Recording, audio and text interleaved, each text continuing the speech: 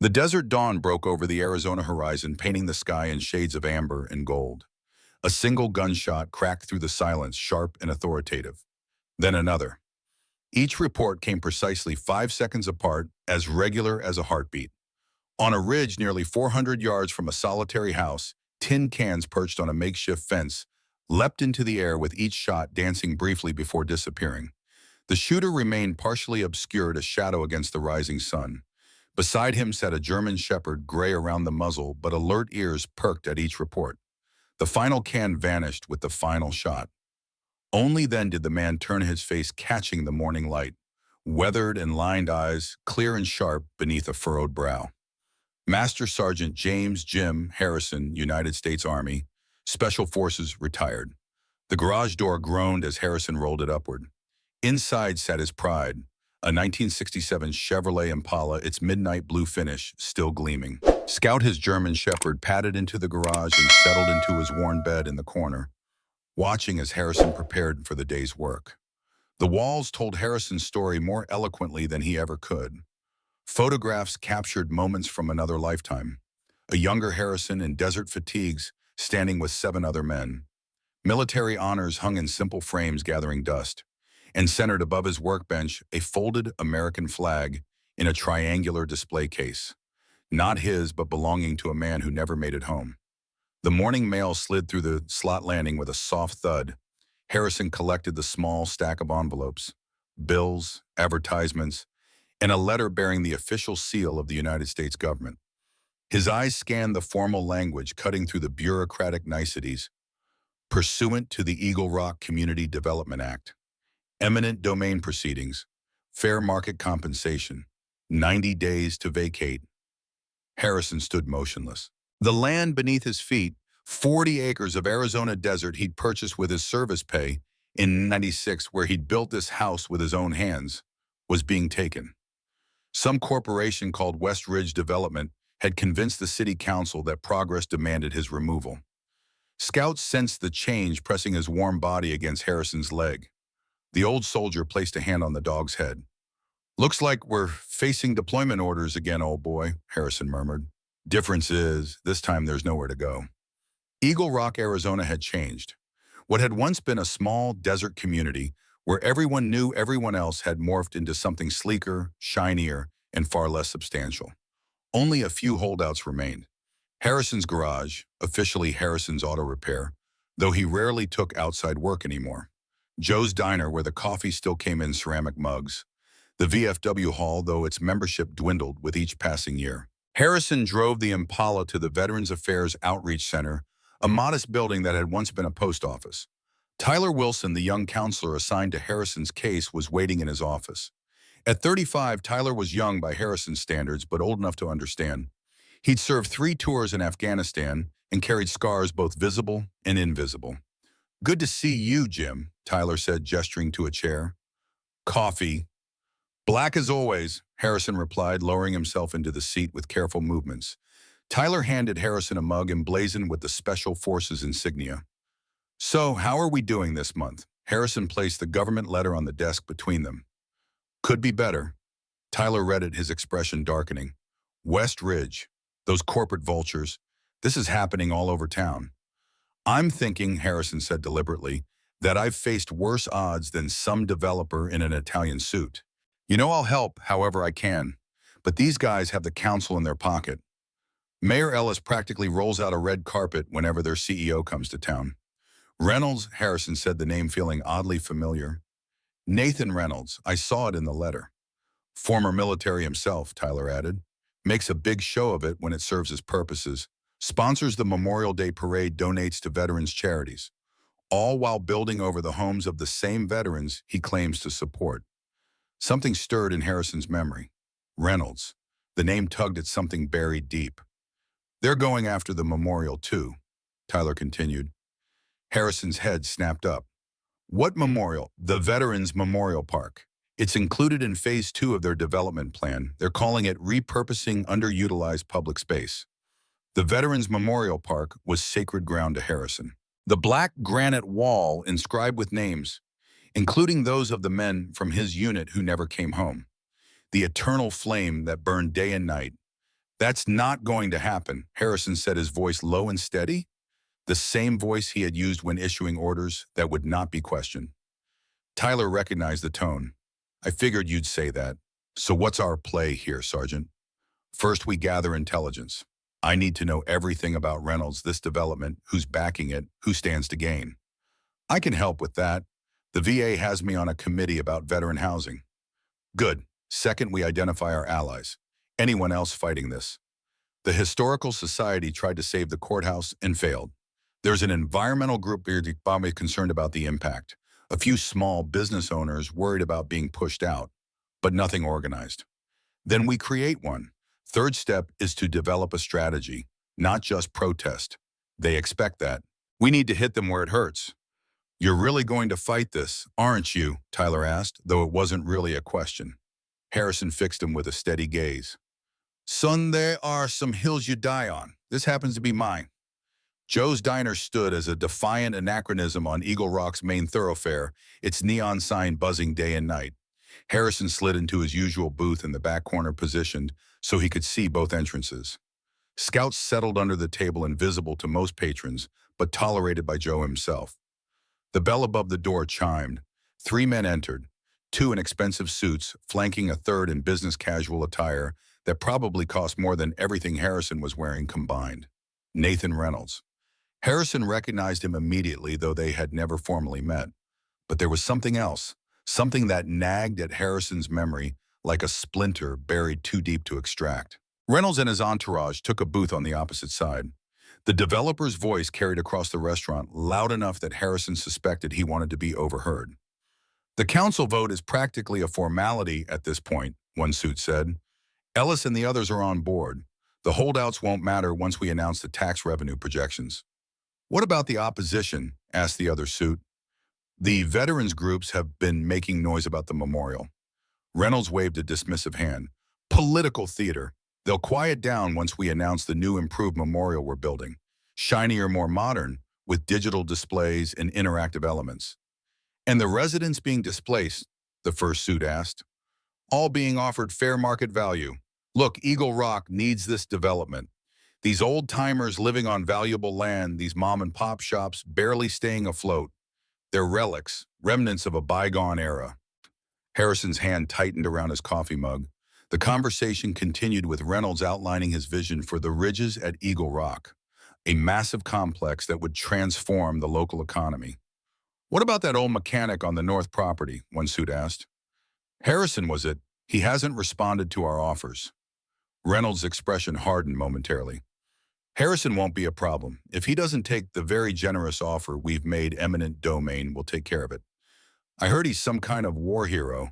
Could generate bad PR. War hero, Reynolds scoffed. That generation loves to mythologize their service. Trust me, I've seen real combat.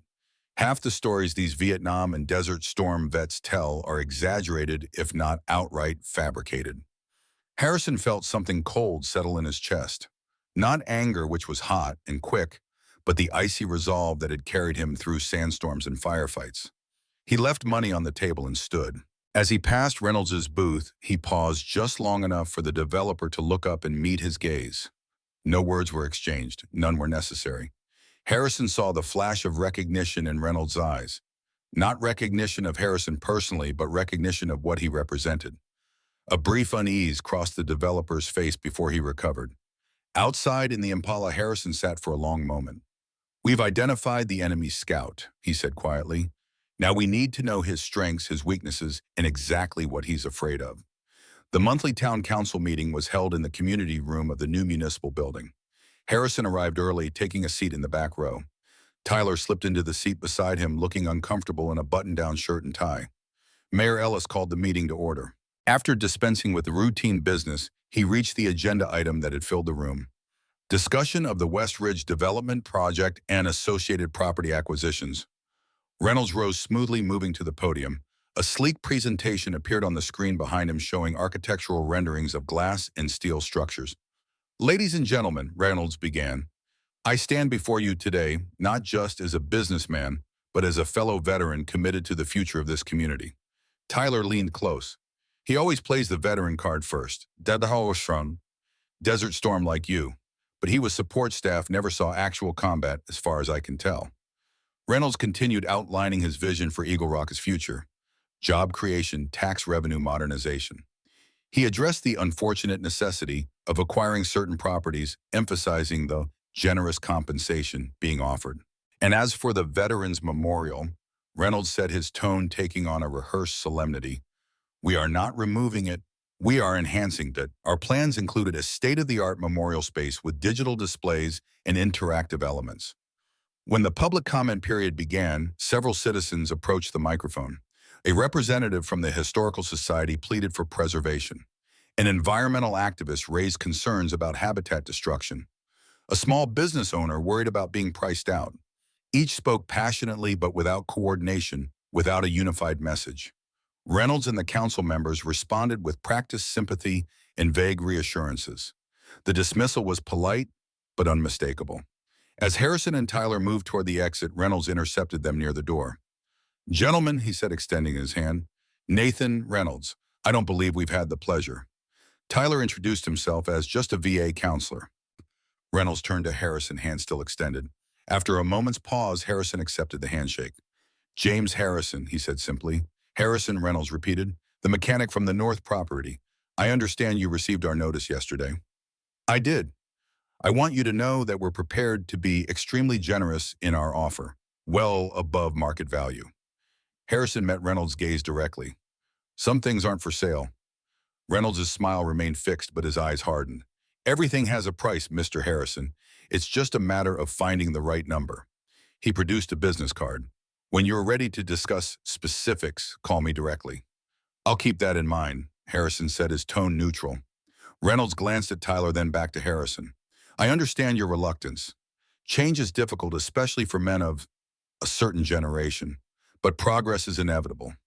"I've faced things a lot more frightening than progress, Mr. Reynolds," Harrison replied evenly. Something flickered in Reynolds' expression, a brief uncertainty quickly masked. "Yes, I'm sure you have. Desert Storm, wasn't it? I served myself, you know. I understand the military mindset." "Do you?" Harrison asked, his voice quiet but carrying a weight that made Reynolds blink. Before the developer could respond, Tyler interjected smoothly, "We should let you get back to your admirers, Mr. Reynolds." As Reynolds turned away, Harrison spoke once more. "Mr. Reynolds." The developer paused, looking back. "The memorial stays where it is, untouched." It wasn't a request or even a demand. It was a statement of fact delivered with the quiet certainty of a man who had given orders that determined whether men lived or died. Reynolds' smile faltered for just a moment before he recovered. "We'll see, Mr. Harrison. We'll see." Outside, Tyler let out a low whistle. I've never seen Reynolds rattled before. Something about you got under his skin. Harrison was silent for a long moment. There's something familiar about him. Something I can't quite place. "So what now?" You heard them in there. "They've got the votes. The development is happening. Now we find allies, people with something to lose, people willing to fight." Tyler looked at Harrison with newfound respect. "You're really planning this like a military operation, aren't you?" Harrison allowed himself a small smile. "Son, when you've spent as much time in combat zones as I have, you learn that every conflict follows certain patterns. Identify the objective. Assess your resources. Know your enemy. Find your allies." His expression grew serious again. "And be prepared to make sacrifices." Dawn broke clear and cool over Harrison's property. As he stepped onto his front porch, coffee mug in hand, he noticed something that hadn't been there the night before. A surveyor's stake had been driven into the ground near his property line, marked with a small orange flag. Another stood about 50 yards beyond it, and a third beyond that, creating a line that cut directly across his land. Scout growled low in his throat. Harrison set down his coffee and walked to the nearest stake, examining it. The marking on the flag indicated it had been placed by W. Bayard Engineering, West Ridge Development. Harrison pulled the stake from the ground, weighing it in his hand for a moment before tossing it into the bed of his pickup truck. He proceeded to remove each of the others. It was a symbolic gesture, and Harrison knew it. But symbols mattered. They always had. As he pulled the last stake, a black SUV slowed as it passed his property, then pulled to a stop. The driver's window lowered, revealing one of the suits who had accompanied Reynolds at the diner and town meeting. "Mr. Harrison," he called, "I see you found our survey markers." "I found some trespassing stakes on my property," Harrison replied evenly. "I removed them." The suit sighed. "Mr. Harrison, the survey is a necessary part of the pre-development process. The stakes need to stay in place." "Not on my land, they don't." "Mr. Harrison, I understand this is difficult, but the development is proceeding. The council vote is scheduled for next week and it will pass. Mr. Reynolds has authorized me to increase our offer by 15%. Harrison approached the SUV slowly, his posture relaxed but his eyes hard. Scout followed at his heel. "Let me be clear. This land is mine until a court says otherwise. No surveys, no stakes, no trespassing." The suit's forced smile faltered. "Mr. Reynolds was hoping you'd be reasonable." "Mr. Reynolds doesn't know me very well." "He knows more than you think, Sergeant Harrison." The suit's use of his military rank was deliberate. "He suggested I remind you that opposing this development it is futile. The political and economic forces at work are beyond your ability to influence. Tell Reynolds that if he wants to discuss terms, he can come himself, not send messengers." "He's a busy man." "So am I," Harrison interrupted. "Currently busy removing unauthorized stakes from my property." "Good day, sir." The suit's face hardened. "We'll be back with the survey team tomorrow, and we'll have proper authorization.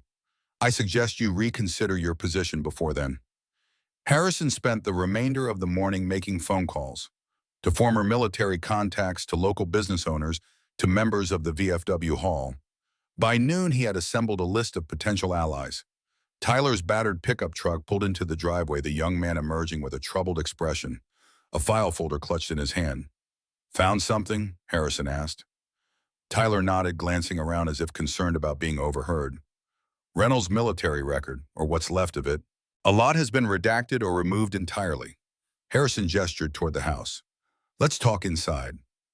In Harrison's living room, Tyler spread several documents on the coffee table. "I had to call in some favors at the VA to get these, but it confirms what you suspected.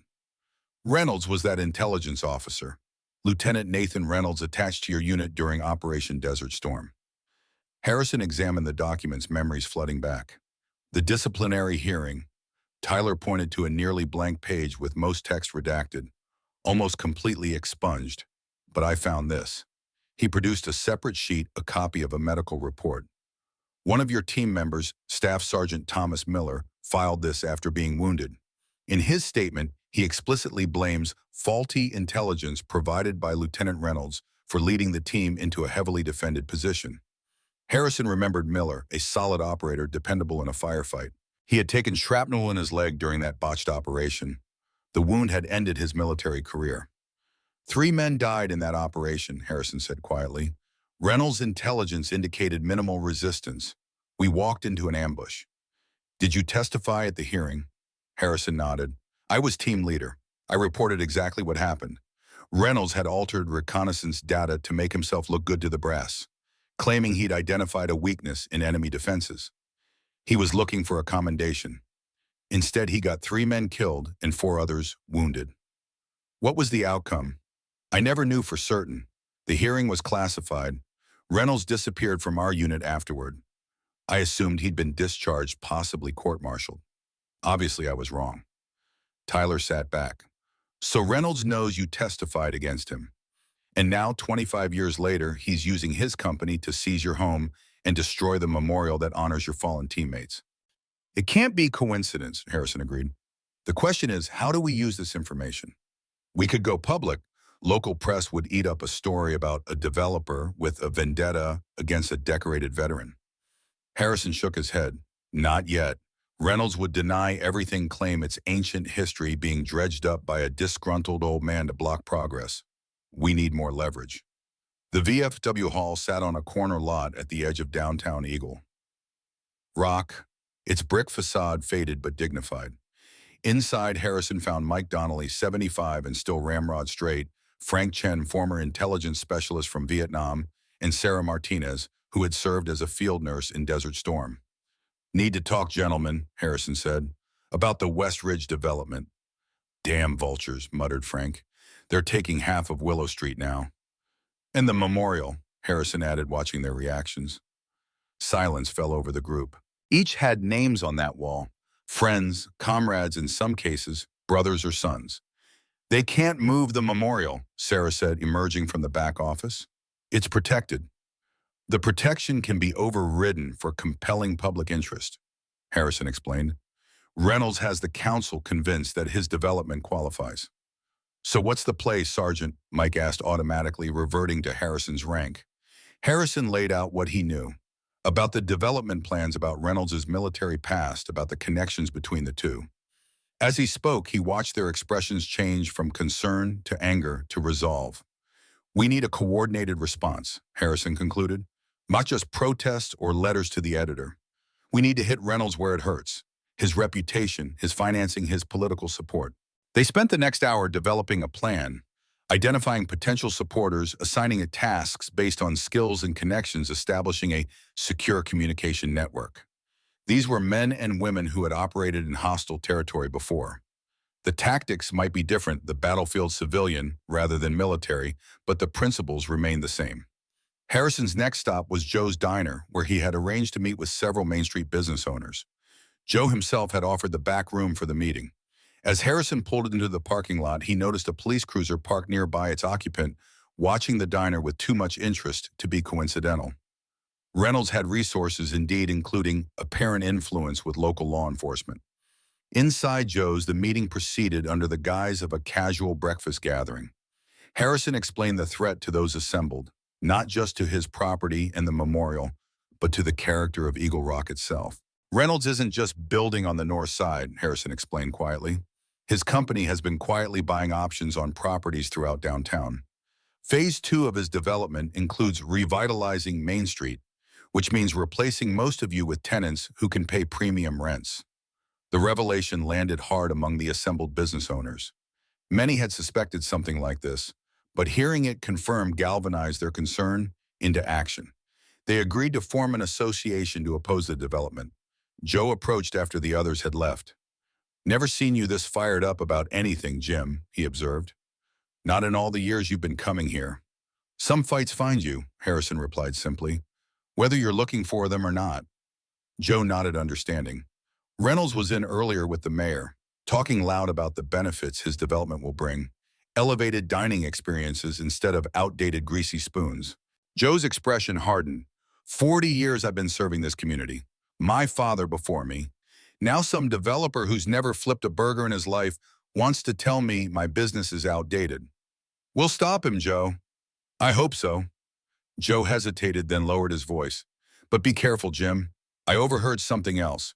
Reynolds told the mayor he has ways of dealing with the problem residents. Said sometimes accidents happen to people who don't know when to step aside. A cold anger settled in Harrison's gut, but his expression remained impassive. Noted. Harrison drove home by a circuitous route, checking repeatedly for tails. By the time he turned onto the dirt road leading to his property, he was reasonably certain he hadn't been followed. The sight that greeted him as he crested the final rise stopped him cold. Smoke was rising from the direction of his garage. Harrison accelerated, heart pounding. Scout would be in the house, possibly in danger. As he pulled into his driveway, Harrison saw that the garage was partially engulfed in flames, black smoke pouring from the structure. He leapt from the car, calling for Scout.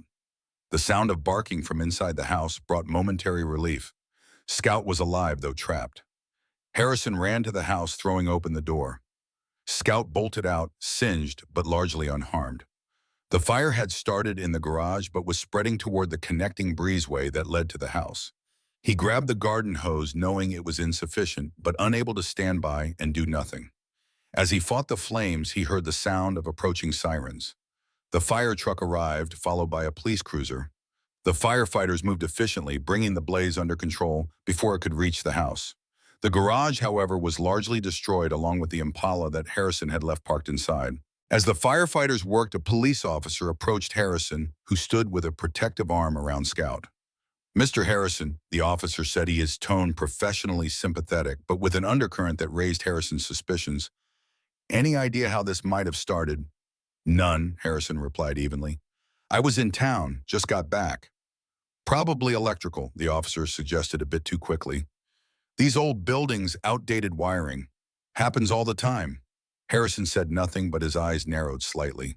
The garage's wiring had been completely replaced 5 years earlier by Harrison himself. Lucky it didn't spread to the house, the officer continued. Could have been much worse, almost like a warning, isn't it, about how quickly things can be lost. The implication was clear, if carefully phrased to maintain deniability. This was no accident. This was Reynolds' way of dealing with problem residents.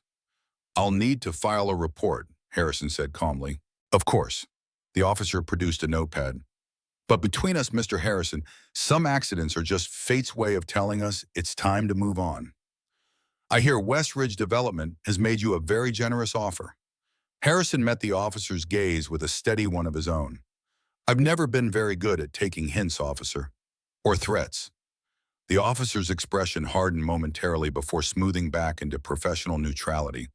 No threats here, sir. Just doing my job investigating an unfortunate accident.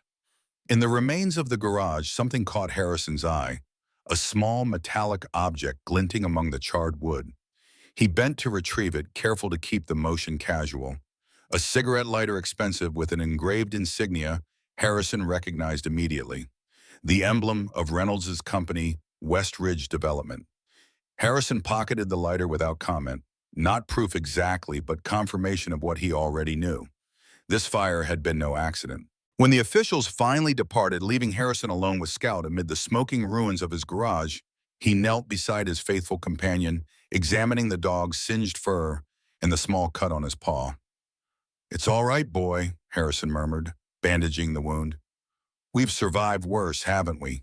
Scout whined softly, pressing against Harrison's leg. The dog understood more than most humans gave animals credit for. He sensed the shift in his master, the transition from defensive resistance to something more determined. Harrison looked toward the distant ridge where he practiced with his father's Garand. The rifle itself was safe stored in the house rather than the garage. A small mercy. He would need it, not as a weapon against Reynolds or his men, but as a symbol of what Harrison was fighting for. A legacy of service, a sacrifice of standing firm when others might retreat. The sun was setting over the Arizona desert, casting long shadows across the land Harrison had called home for nearly 3 decades. Master Sergeant James Harrison made a decision. Reynolds had chosen to escalate this conflict from legal maneuvering to outright intimidation. Very well, Harrison would respond, not with violence, but with the same methodical, disciplined approach that had kept him alive through 3 combat deployments. Reynolds thought he was dealing with an old man too stubborn to recognize defeat. He was about to discover he was facing a warrior who had never forgotten how to fight. The battle for Eagle Rock had truly begun. Dawn arrived with a different quality after the fire. The smell of smoke still lingered in the air, acrid and accusatory. Harrison sat on his porch steps, a steaming mug of coffee warming his weathered hands, Scout resting against his leg. The ruins of his garage loomed before him, charred timbers reaching skyward like the skeletal fingers of some unearthed giant. Within that blackened frame lay the twisted remains of his beloved Impala, its midnight blue finish now scorched to ruin. But Harrison's eyes weren't on the destruction. They gazed beyond toward the distant horizon where the sun was painting the Arizona desert in hues of amber and gold. His expression betrayed nothing of the storm brewing within. Decades of military discipline had taught him to compartmentalize, to channel emotion into action, rather than wasting it on outward display. "We've survived worse, haven't we, boy?" he murmured to Scout, who responded with a soft whine and pressed closer to his master. The German shepherd's paw was bandaged, a small injury from the previous day's chaos, but his eyes remained alert, watching Harrison with unwavering loyalty. The crunch of tires on gravel announced a visitor. Harrison didn't turn immediately, his posture unchanged, though Scout's ears perked up. Tyler's pickup appeared around the bend, moving slowly as if its driver was uncertain of his welcome in the aftermath of tragedy. Tyler parked and approached cautiously, taking in the devastation with a low whistle. "Jim," he said simply, the word carrying more weight than any elaborate condolence. Harrison nodded in acknowledgement, gesturing to the step beside him. Tyler sat, respecting the older man's silence for a long moment before speaking. "Police report. Electrical fire according to them," Harrison replied, his tone neutral. Faulty wiring in an old structure. Bullshit, Tyler said with quiet certainty. Harrison reached into his pocket and produced the lighter he'd recovered from the ashes, holding it where Tyler could see the Westridge Development logo engraved on its surface. Tyler's jaw tightened. That son of a bitch. Found it in what was left of the garage, Harrison confirmed. Careless, almost like they wanted me to know. We should take this to the sheriff. This is criminal intimidation arson. And who would investigate the same department that sent that officer yesterday, the one who suggested I should take Reynolds' offer? Harrison shook his head. No, Reynolds has the local authorities in his pocket. We need to fight this differently. Tyler leaned forward, elbows on knees. How then? Harrison was silent for a moment, his eyes still on the distant horizon. In special operations, we had a saying, if you can't win the battle, they're expecting change the battlefield. He turned to face Tyler, and the younger man was struck by the clarity in the veteran's gaze. Reynolds expects me to either capitulate now or fight a losing battle through official channels. So we do neither. What's the play, Sergeant? Tyler asked, unconsciously slipping into military formality. Harrison stood Scout, rising with him. First, we need to understand our enemy better. Who he is now, not just who he was 25 years ago in the desert. I've been doing some digging on that front, Tyler offered. Found some interesting connections between Westridge Development and city officials. Campaign contributions, consulting contracts to relatives. Nothing outright illegal, but definitely ethically questionable. Good. Keep pulling that thread. Meanwhile, I need to reach out to some old contacts. People who might remember Lieutenant Reynolds and what really happened during that disciplinary hearing. Harrison led the way into his house, moving to a small desk in the corner of his living room. From a locked drawer, he removed a worn address book, its pages yellowed with age. Not everything is digital, he explained with the ghost of a smile. Some connections are better kept off the grid. Tyler watched as Harrison leafed through the book, dialing a number on his landline phone. After a brief exchange of military courtesies and coded references that made little sense to Tyler, Harrison arranged a meeting for later that day in Phoenix. Colonel James Hargrove, Harrison explained after hanging up. Retired now, but he was the presiding officer at Reynolds' hearing. Owes me a favor from back in the day. Think he'll talk about a classified proceeding? Officially, no. Unofficially, over a couple of bourbons between two old soldiers. We'll see. Harrison moved to a cabinet in his bedroom that remained perpetually locked. The key hung on a chain around his neck alongside his dog tags. Inside was a footlocker, painted olive drab, stenciled with his name and service number. From it, he removed a carefully folded set of civilian clothes, better quality than his usual attire, and a small box containing a single medal, the Bronze Star with a V for valor. Sometimes you need to remind people who they're talking to, Harrison said quietly, noting Tyler's questioning look. And who they owe. The sun hung low in the western sky, casting long shadows across the Phoenix VA Medical Center's parking lot. Harrison had changed into his better clothes, pressed khaki slacks, a button-down shirt, and a sport coat that had seen better days but still conveyed a certain dignity. The Bronze Star was pinned discreetly to his lapel, not ostentatious, but impossible to miss for anyone who knew its significance. Scout had remained at home, the drive and the urban environment, too much stress for the aging dog. In his absence, Harrison felt strangely vulnerable, a sensation he quickly suppressed. He had operated alone in far more hostile environments than a hospital parking lot. Colonel James Hargrove was waiting on a bench near the entrance, his posture still military straight despite his 70 years. His silver hair was cut in the same short style he had worn during active duty, and his eyes remained sharp and evaluating as they settled on Harrison. Master Sergeant, Hargrove said, rising to his feet and extending his hand. The handshake was firm, a connection between equals, regardless of their former rank disparity. Colonel Harrison replied with a nod of respect. Appreciate you making the time. When a man who saved your life calls you, make time, Hargrove said simply. There's a quiet place we can talk inside. My son works in administration, here arranged a private room. The two men walked in companionable silence through the medical center's corridors, Hargrove leading the way to a small conference room. Once inside with the door firmly closed, the colonel produced a flask from his jacket pocket. Still drink bourbon, Sergeant. On special occasions, Harrison confirmed. Hargrove poured a small measure into 2 paper cups, passing one to Harrison. So, Lieutenant Nathan Reynolds, that's a name I haven't heard in a long time. He took a sip, his eyes never leaving Harrison's face. I'm assuming this isn't a social call to reminisce about the good old days in the sandbox. Harrison briefly outlined the situation in Eagle Rock, the development project, the threat to his home, and the memorial and Reynolds' apparent vendetta.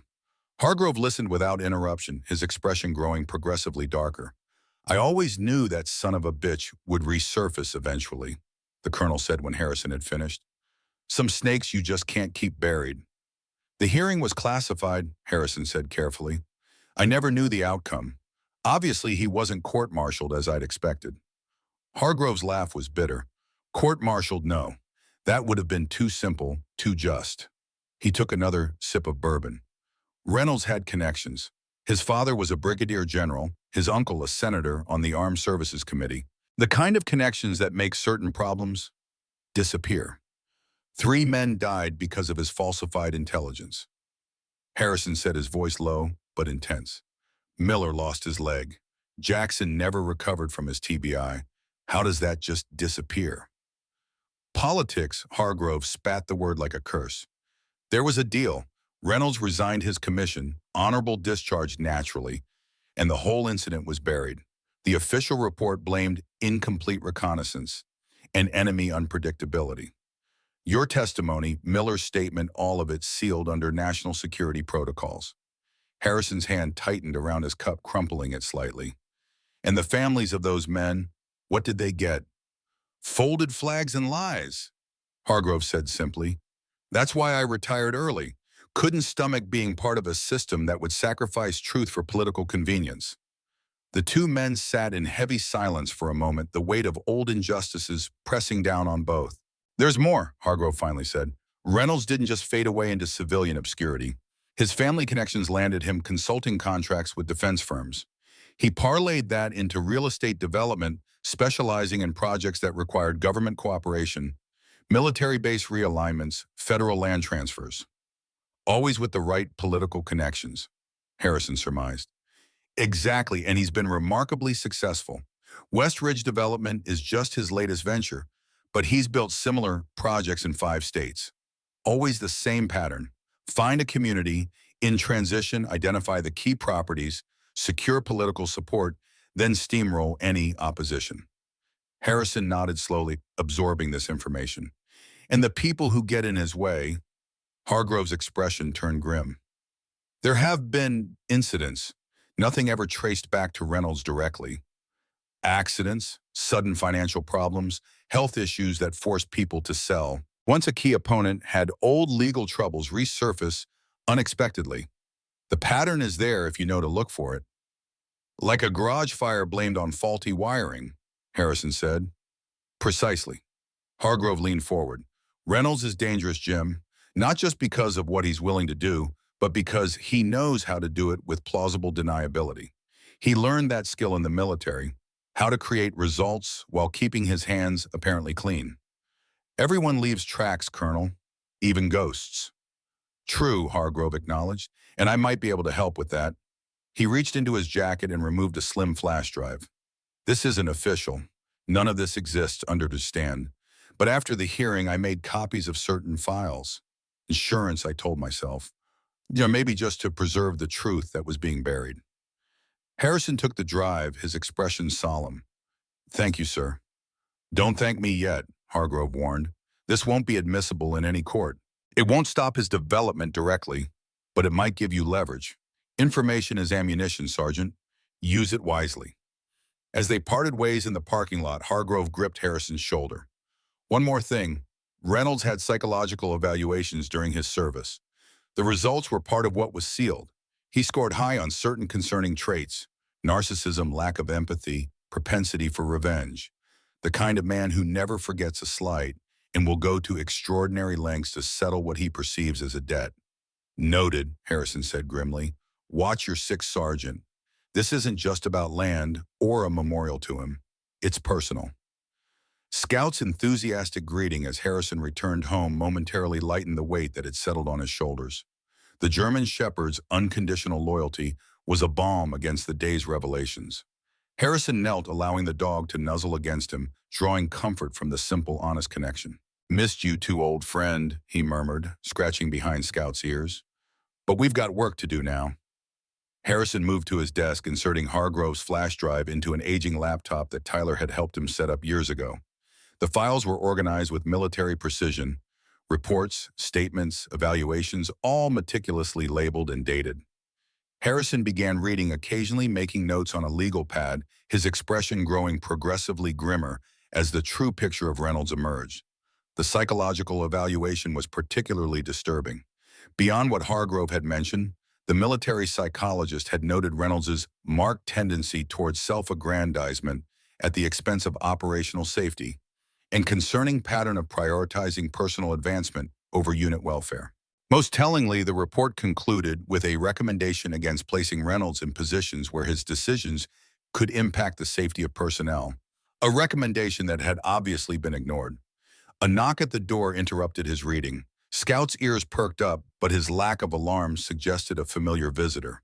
Harrison closed the laptop before answering. Tyler stood on the porch, his expression animated with suppressed excitement. "Got something," he said without preamble. "Reynolds has been meeting privately with Mayor Ellis and two council members. Not at City Hall or his office. At the Westview Country Club, no official record. Discussing their golf handicaps, I'm sure," Harrison said dryly. "According to my source, who happens to be a waiter there, they were discussing accelerating the approval process and ways to handle problem properties. Your name came up specifically." Harrison nodded, unsurprised. "They're moving faster than expected. When's the next council meeting?" "Monday, 4 days from now. Word is they're planning to push through the zoning changes and eminent domain authorizations all at once. Then we need to be ready by Monday," Harrison said with quiet determination. "Come inside, I have information too." As the two men compared notes at Harrison's kitchen table, a strategy began to take shape. Reynolds's past and present were connected by consistent patterns of behavior. The willingness to falsify information, to prioritize personal gain over others' welfare, to eliminate obstacles by any means necessary. But those patterns also created vulnerabilities. "We need to get this information to the right people," Tyler argued. "The press, state authorities." "Not yet," Harrison cautioned.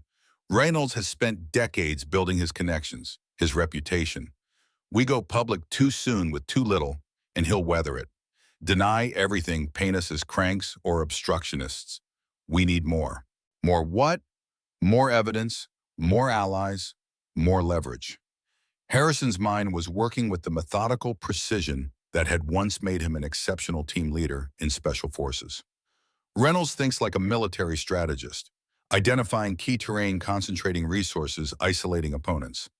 So we need to think the same way, but better." Harrison pulled out a map of Eagle Rock, spreading it on the table. "Show me which properties Westridge has already acquired, which ones they're targeting next, and which council members represent each area." As Tyler marked the map, a pattern emerged. Reynolds wasn't just acquiring random properties. He was systematically gaining control of key access points, water rights, and transportation corridors. It was a strategy Harrison recognized from military operations. Secure critical infrastructure first, then expand control. "He's not just building a development," Harrison realized aloud. "He's taking over the entire town, piece by piece." The realization brought clarity.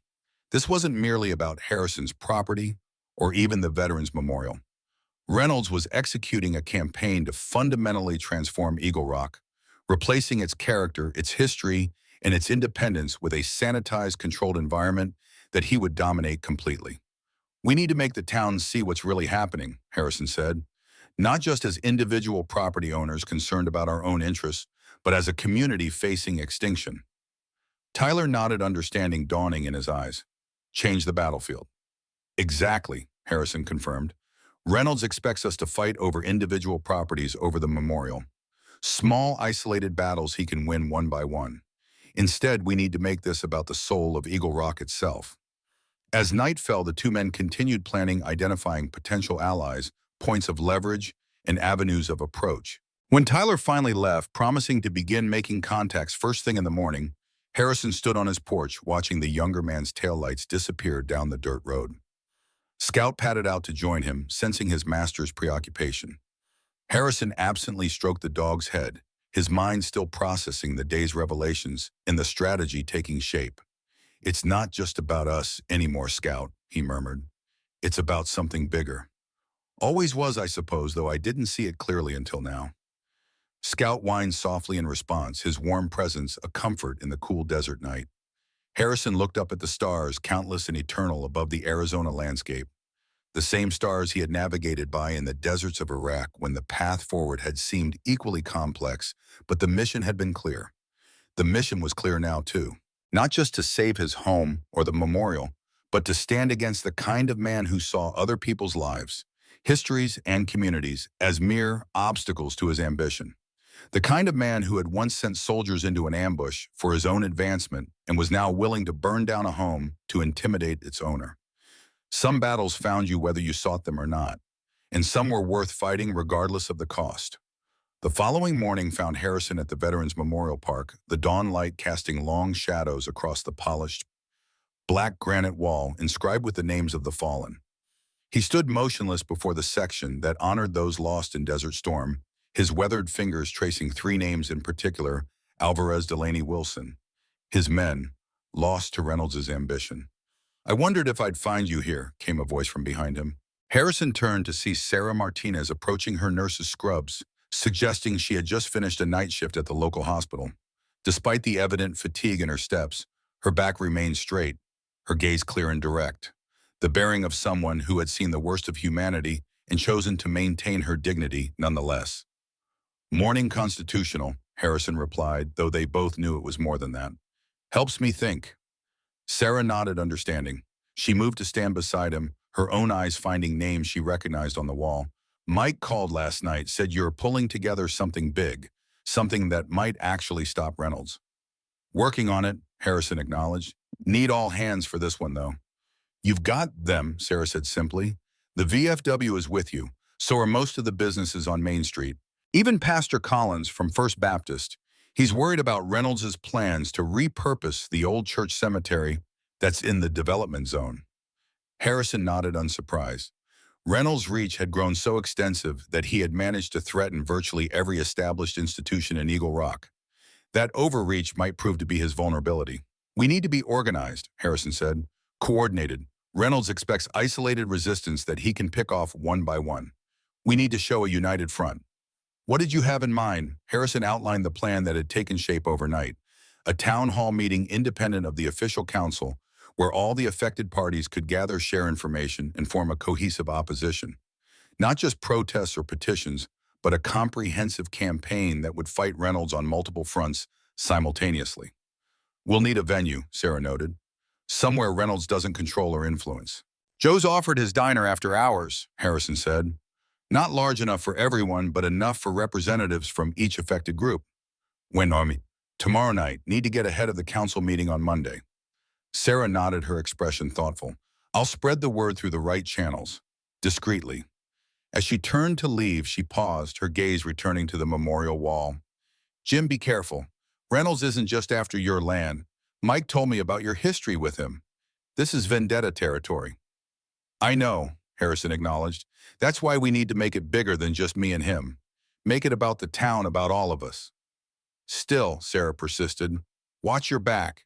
Men like Reynolds, men with power and money and political connections, they play by different rules." "So do we," Harrison replied quietly. "So do we." After Sarah departed, Harrison remained at the memorial a while longer, the morning sun warming the granite beneath his fingers. There was comfort in this place, not the bittersweet comfort of remembrance, but the solid reassurance of purpose. These names, these lives had meant something, still meant something, and that meaning was worth defending. As Harrison finally turned to leave, he noticed a black SUV parked at the edge of the memorial grounds, its tinted windows concealing its occupants. The same vehicle he suspected that had confronted him at his property.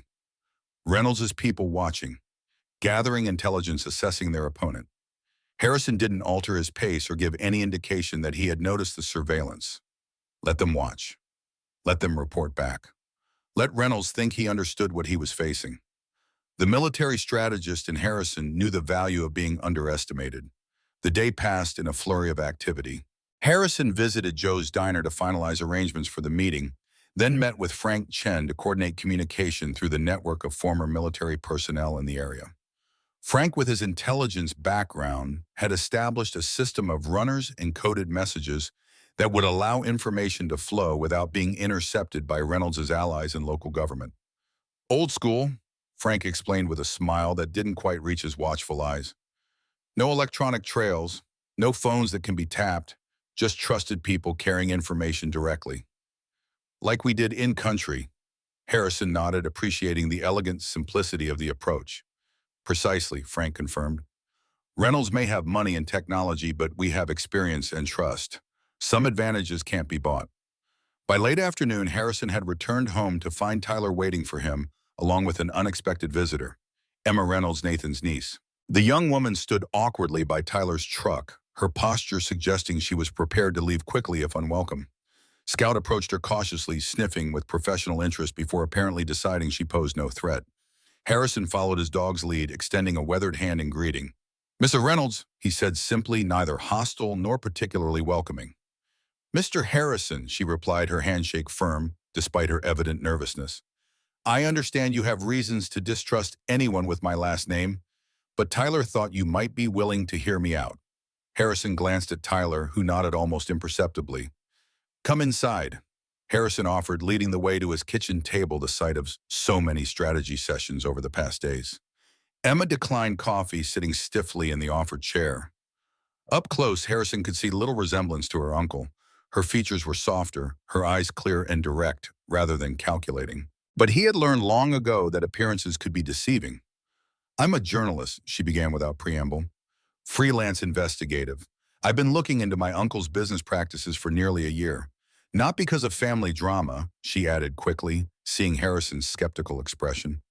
"Because of patterns I've noticed in his developments across multiple states." "What kind of patterns?" Harrison asked, his tone neutral. Emma reached into her messenger bag and produced a folder, sliding it across the table. Environmental violations swept under the rug. Indigenous artifacts accidentally destroyed during construction. Historic properties that suffer convenient accidents after the owners refuse to sell. Community opposition that mysteriously disintegrates when key opponents face sudden personal crises. Harrison leafed through the documents, newspaper clippings, public records, photographs, all meticulously organized and annotated. "Why bring this to me?" "Because Eagle Rock is different," Emma said, leaning forward intently. "In other communities, the opposition was fragmented, disorganized, easy to pick apart. But here something's happening. People are connecting, coordinating.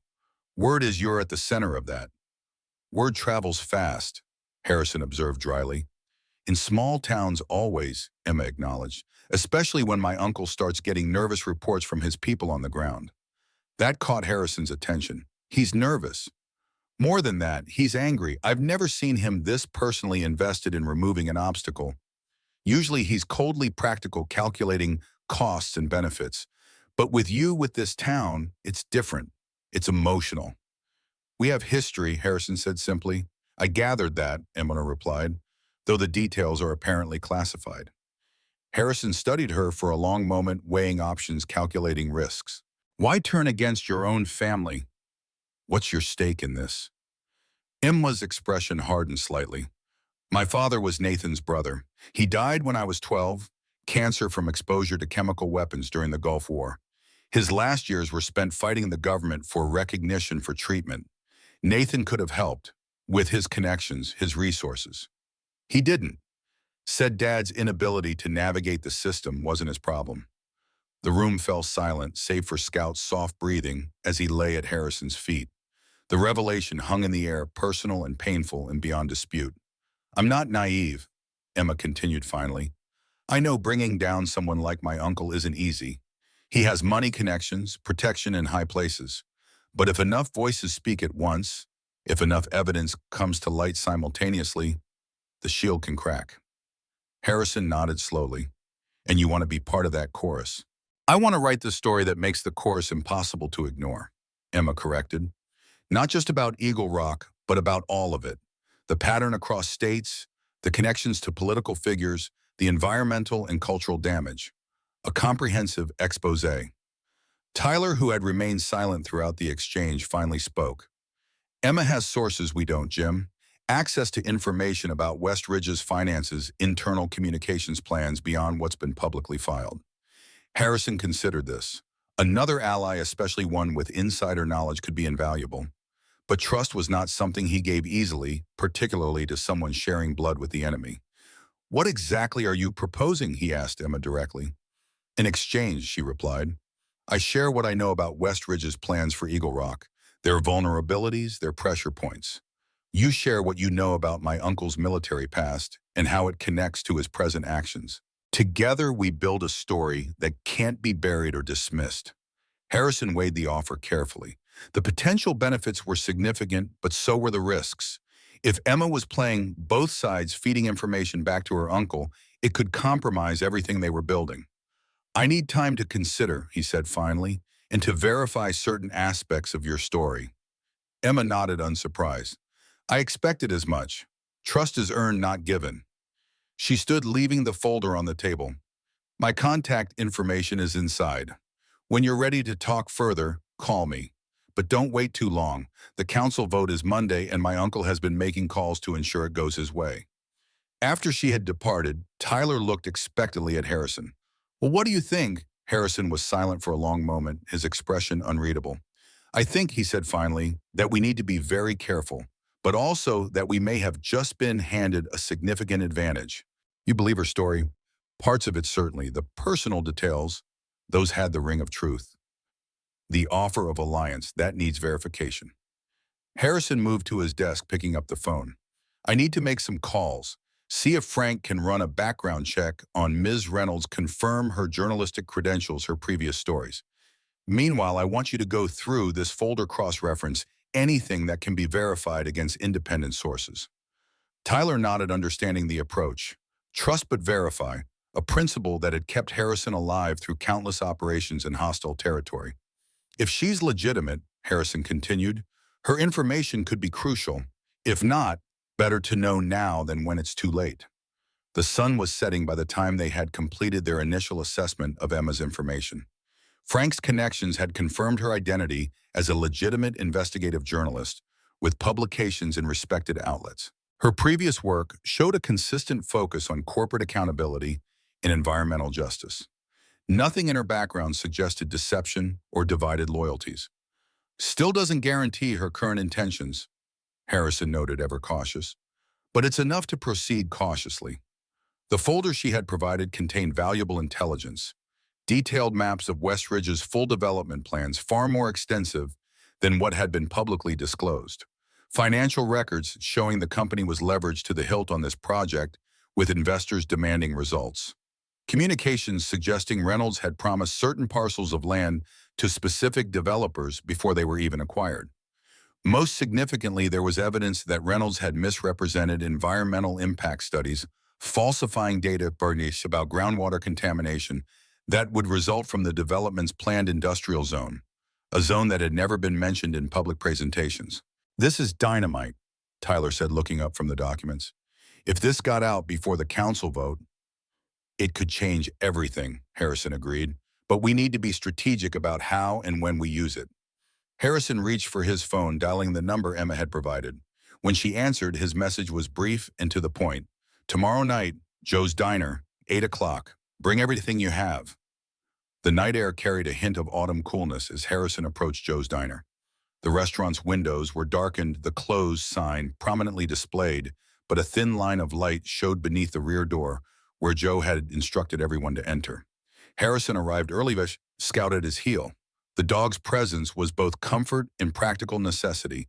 With his acute senses, Scout would detect any approach, any threat long before human awareness. Joe greeted them at the back door, his usually jovial expression replaced by solemn determination. "Coffee's on," he said by way of welcome. "Figure we'll need it. Been a while since I hosted a resistance meeting." "Resistance is a strong word, Joe," Harrison cautioned. "Strong times call for strong words," the diner owner replied with a shrug. "My daddy fought in World War II to stop people who thought they could just take whatever they wanted. Different battlefield and same principle." The diner's main area had been rearranged tables pushed together to form a conference setting. Maps of Eagle Rock were spread across one surface, property records across another. A whiteboard had been set up against one wall, clean and waiting. People began arriving in small groups. Sarah Martinez and Mike Donnelly from the VF, Frank Chen with two younger veterans, Harrison recognized from the center, Pastor Collins from First Baptist, Maria Delgado, who owned the town's only pharmacy, Joshua Lieberman from the Historical Society, and several other business owners and community leaders. Tyler arrived with Emma Reynolds, the young woman's expression a mixture of determination and unease, as heads turned at her entrance. When all were assembled, 23 people representing the core of Eagle Rock's established community, Harrison moved to the center of the room. He hadn't planned to take command. It had simply happened naturally, all the eyes turning to him for direction. "Thank you for coming," he began, his voice carrying the quiet authority that had once guided men through sandstorms and firefights. "What I'm about to share will be difficult to hear, but necessary to understand." Over the next hour, Harrison laid out the full scope of Reynolds' plans for Eagle Rock. Not just the initial development that had been publicly announced, but the comprehensive transformation revealed in Emma's documents. The environmental concerns, the misrepresentations, the connections to political figures, the pattern of intimidation and manipulation that had played out in other communities. He was careful to present evidence for each claim. Documents, photographs, testimonials. No conjecture, no hyperbole, just facts arranged to reveal their own damning narrative. "This isn't just about individual properties," Harrison concluded. "This is about the future of Eagle Rock itself. Reynolds isn't developing our town, he's replacing it with something designed to serve his vision, his investors, his ego." A heavy silence followed his presentation, broken finally by Pastor Collins. "Why?" the elderly minister asked simply. "Why was here? Why us?" Harrison glanced at Emma, who nodded almost imperceptibly. The time had come for the personal dimension. "Because of me," Harrison said quietly. "At least in part. Reynolds and I have history, military history from Desert Storm. I testified against him in a disciplinary hearing after his actions got 3 of my men killed. He was forced to resign his commission, though his family connections kept him from facing court-martial." Harrison could see the understanding dawning in the eyes around him. The realization that this development, this threat to their community, had roots in a decades-old vendetta. "So we're just collateral damage in his revenge against you?" Maria Delgado asked, her tone more curious than accusatory. "No," Harrison corrected firmly. "Eagle Rock was already on his radar for development. My presence here just made it personal for him, made him more determined, less cautious. And that's actually his vulnerability." Harrison moved to the whiteboard, picking up a marker. "Reynolds expects us to fight his development through conventional channels. Council meetings, petitions, maybe protests. He has those channels locked down. Mayor Ellis, the council majority, even some of the regulatory agencies. That's a battlefield where he holds all the advantages." Harrison began writing on the board. Names, connections, pressure points. "So we change the battlefield. We don't just oppose his development. We expose the corruption that makes it possible. We don't just defend individual properties. We protect the community as a whole. We don't just react to his moves, we force him to react to ours." For the next 2 hours, the group developed a comprehensive strategy. Frank Chen would coordinate with state-level veterans groups and so to bring attention to the threat to the memorial. Pastor Collins would activate the network of churches concerned about historic properties and burial grounds. Joshua Lieberman would document the historical and cultural sites endangered by the development. Maria Delgado would organize the business community's economic response. And Emma Reynolds would prepare the journalistic expose that would tie it all together, to be published strategically for maximum impact. "We have 3 days until the council vote," Harrison reminded them as the meeting drew to a close. "That's not much time. We need to work quickly, but carefully. Reynolds has resources we can't match directly, but we have something he doesn't." "What's that?" asked Sarah Martinez. Harrison's weathered face showed the ghost of a smile. "A community worth fighting for." As the meeting dispersed, people leaving in small groups as they had arrived, Emma approached Harrison. "My uncle underestimated you," she said quietly. "He thought you were just a stubborn old man defending his property." "That's still part of it," Harrison acknowledged. "But not all of it," Emma pressed. "Not anymore." Harrison looked around the diner, at Joe wiping down counters, at Tyler and Sarah deep in conversation about outreach strategies, at Frank studying maps with tactical precision. "No," he agreed, "not anymore." Emma nodded, understanding something fundamental about the man before her. It never was just about your land, was it? Even at the beginning, it was about those names on the memorial wall, about keeping a promise to men who couldn't come home. Harrison didn't confirm or deny, but something in his expression told Emma she had glimpsed a truth. She touched his arm briefly, a gesture of respect rather than familiarity, before joining Tyler by the door. Soon only Harrison, Scout, and Joe remained in the diner. The owner approached, wiping his hands on his ever-present apron. Quite a general you'd have made, Jim, if the Army had had the sense to promote you. Harrison shook his head slightly. Never wanted to be that far from the action, Joe. Too much paperwork, not enough dirt under your fingernails. Joe chuckled, understanding. Well, you're in the action now, that's for certain. Reynolds won't take this lying down, you know, once he realizes what's happening. I'm counting on that, Harrison said quietly. Men like Reynolds, when they get angry, they get careless. And careless men make mistakes. Just make sure those mistakes don't cost anyone here too dearly, Joe cautioned. We're all in this fight willingly, but not everyone understands the risks like you do. Harrison nodded, acknowledging the responsibility. I'll do my best to keep the fight focused on me, where it belongs. As Harrison and Scout walked home through the quiet streets of Eagle Rock, the stars brilliant in the desert sky above them, he felt a curious mixture of emotions. Concern for the risks his neighbors and allies were taking. Determination to see this through to the end. And underneath it all, a sense of purpose he hadn't felt since taking off his uniform for the last time. This wasn't the battle he had sought, but perhaps it was the one he had been preparing for all along. A chance to defend not just land or memory, but community and principle. A chance to finally settle accounts with a man who had sacrificed others for his own advancement. A chance to prove that some things, honor, loyalty, community, still mattered in a world that increasingly valued only profit and power. Harrison looked down at Scout, padding faithfully beside him. Almost home, boy, he murmured, but I think the real fight is just beginning. The following day dawned clear and cool, the desert air crisp with autumn's approach. Harrison rose early, as was his habit, moving through his morning routine with practiced efficiency.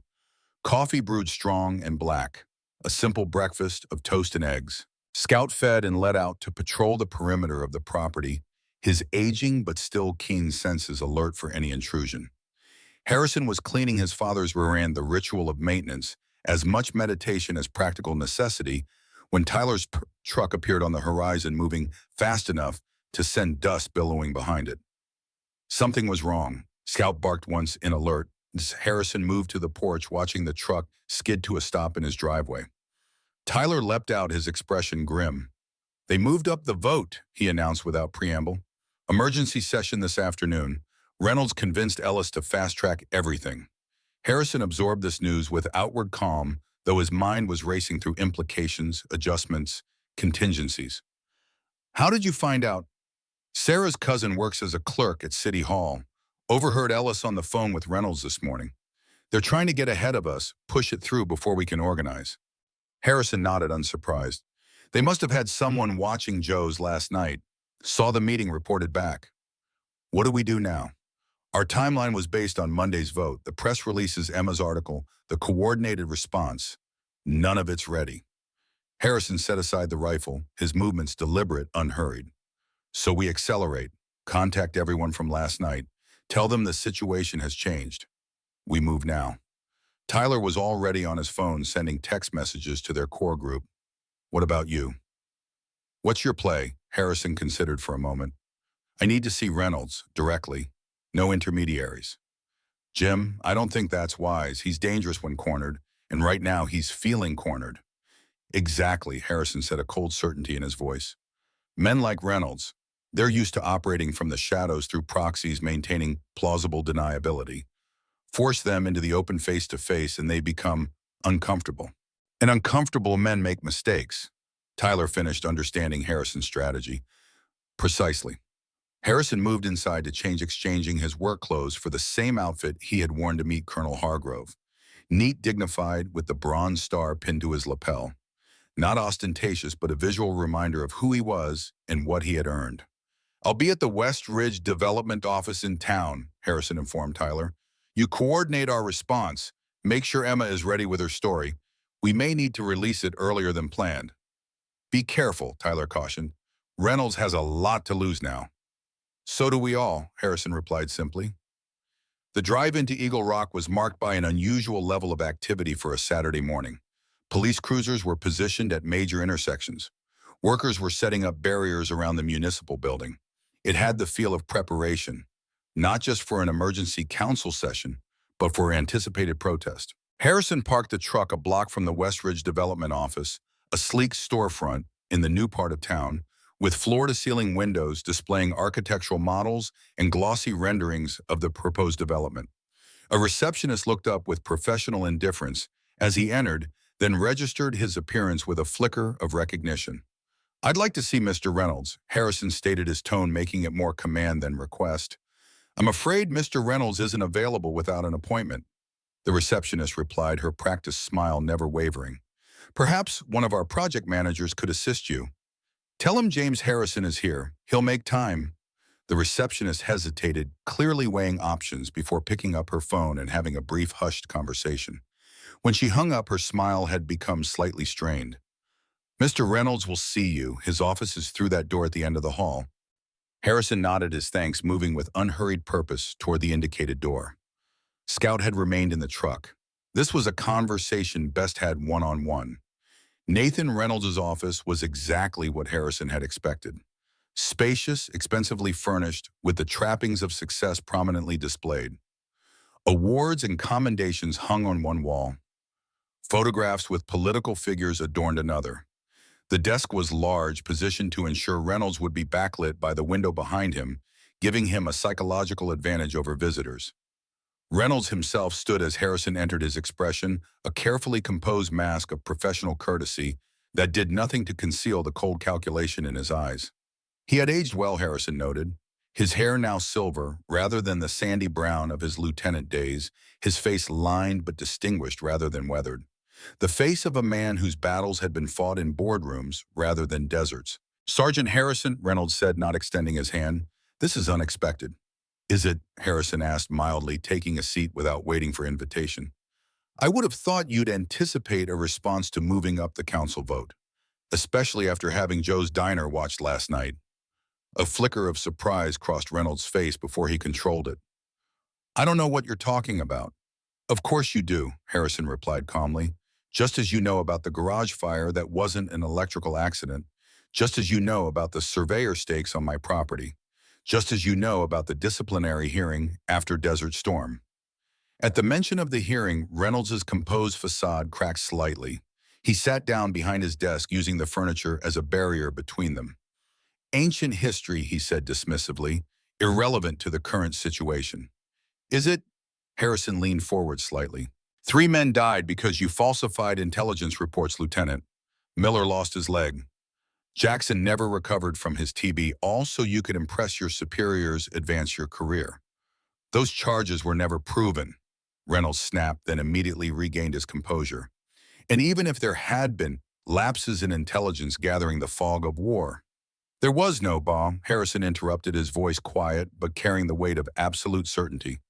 "Just ambition, just ego, just a willingness to sacrifice others for your own advancement. The same qualities you've demonstrated here in Eagle Rock." Reynolds' expression hardened. "I don't have to listen to this. You're trespassing on private property. I could have you removed." "You could try," Harrison acknowledged, "but then you wouldn't hear what I came to say." A tense silence stretched between them, decades of unspoken history hanging in the air. Finally, Reynolds made a small gesture of acquiescence. "Say your piece, then leave." "You're going to withdraw the proposal from today's emergency session," Harrison stated, as if it were already decided. "You're going to request a postponement until the originally scheduled Monday meeting." Reynolds laughed, the sound sharp and dismissive. "And why would I do that?" "Because it gives you time to consider alternatives. To find a way out that doesn't end with your reputation, your company, and your political connections in ruins." "Threats, Sergeant, I expected better from a decorated veteran."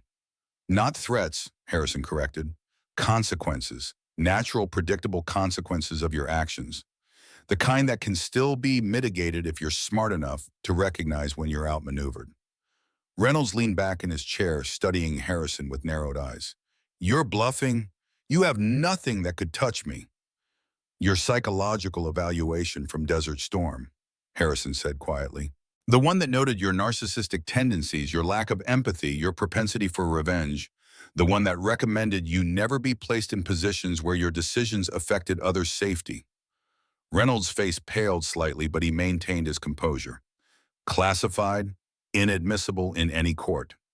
The court of public opinion doesn't care about admissibility, Harrison pointed out. Neither do investors when they smell potential scandal, or political allies when they sense a liability. You're talking about documents sealed under national security protocols, Reynolds said, a warning in his tone. Releasing them would be a federal offense. Perhaps, Harrison acknowledged, but there are other documents, other evidence. Your pattern of intimidation in Eagle Rock, the falsified environmental impact studies for the development, the connections between campaign contributions and favorable council votes. Your niece has been quite thorough in her investigation. That landed like a physical blow. Reynolds' careful composure shattered completely, his face contorting with genuine shock. My Emma is involved in this. She's not yours, Harrison said simply. She's her own person making her own choices, just as her father did when he fought for recognition of the chemical exposure that ultimately killed him. The recognition you refused to help him obtain despite your connections. Reynolds stood abruptly, his hands flat on the desk, leaning forward. Get out, now, before I call security. Harrison remained seated, unmoved by the display of anger. You have until the emergency session this afternoon to withdraw the proposal, to request postponement until Monday. Think of it as a strategic retreat if that helps your ego, a chance to reassess and reapproach. And if I don't, then Emma's story runs in tomorrow's Phoenix paper. Frank Chen's contacts in the State Veterans Affairs Office receive copies of all the documentation we've assembled. Pastor Collins's network of churches begins a prayer vigil at the memorial with media coverage already arranged. And Joshua Lieberman's Historical Society files emergency preservation requests for 17 properties in the development zone. Harrison rose slowly, maintaining eye contact with Reynolds. You're used to fighting opponents who don't coordinate, who can be picked off individually. That's not what you're facing here. This is a community standing together, against you. Reynolds' expression shifted from anger to something more calculating. You've gone to a lot of effort, Sergeant. All this is for a piece of desert land and some old memorial. No, Harrison said quietly. All this because some debts need to be paid. Some wrongs need to be righted. Some men need to be held accountable, even decades later. This is personal for you, Reynolds observed, a hint of satisfaction in his tone. That's your weakness, Harrison. You care too much, always did. That's why you were still a sergeant after 20 years while men like me moved up. I was a sergeant because that's where I could do the most good, Harrison corrected, where I could protect my men, complete the mission, serve with honor. Concepts you never understood. Harrison turned to leave, then paused at the door. One more thing, Reynolds.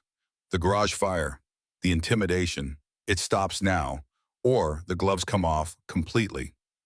Reynolds' laugh was harsh. You think you know what it means to take the gloves off, Sergeant? You have no idea what I'm capable of when truly provoked. Actually, Harrison said, his voice deadly quiet, I know exactly what you're capable of. I've seen it firsthand. That's why I'm here giving you one last chance to do the right thing. For your sake, not mine.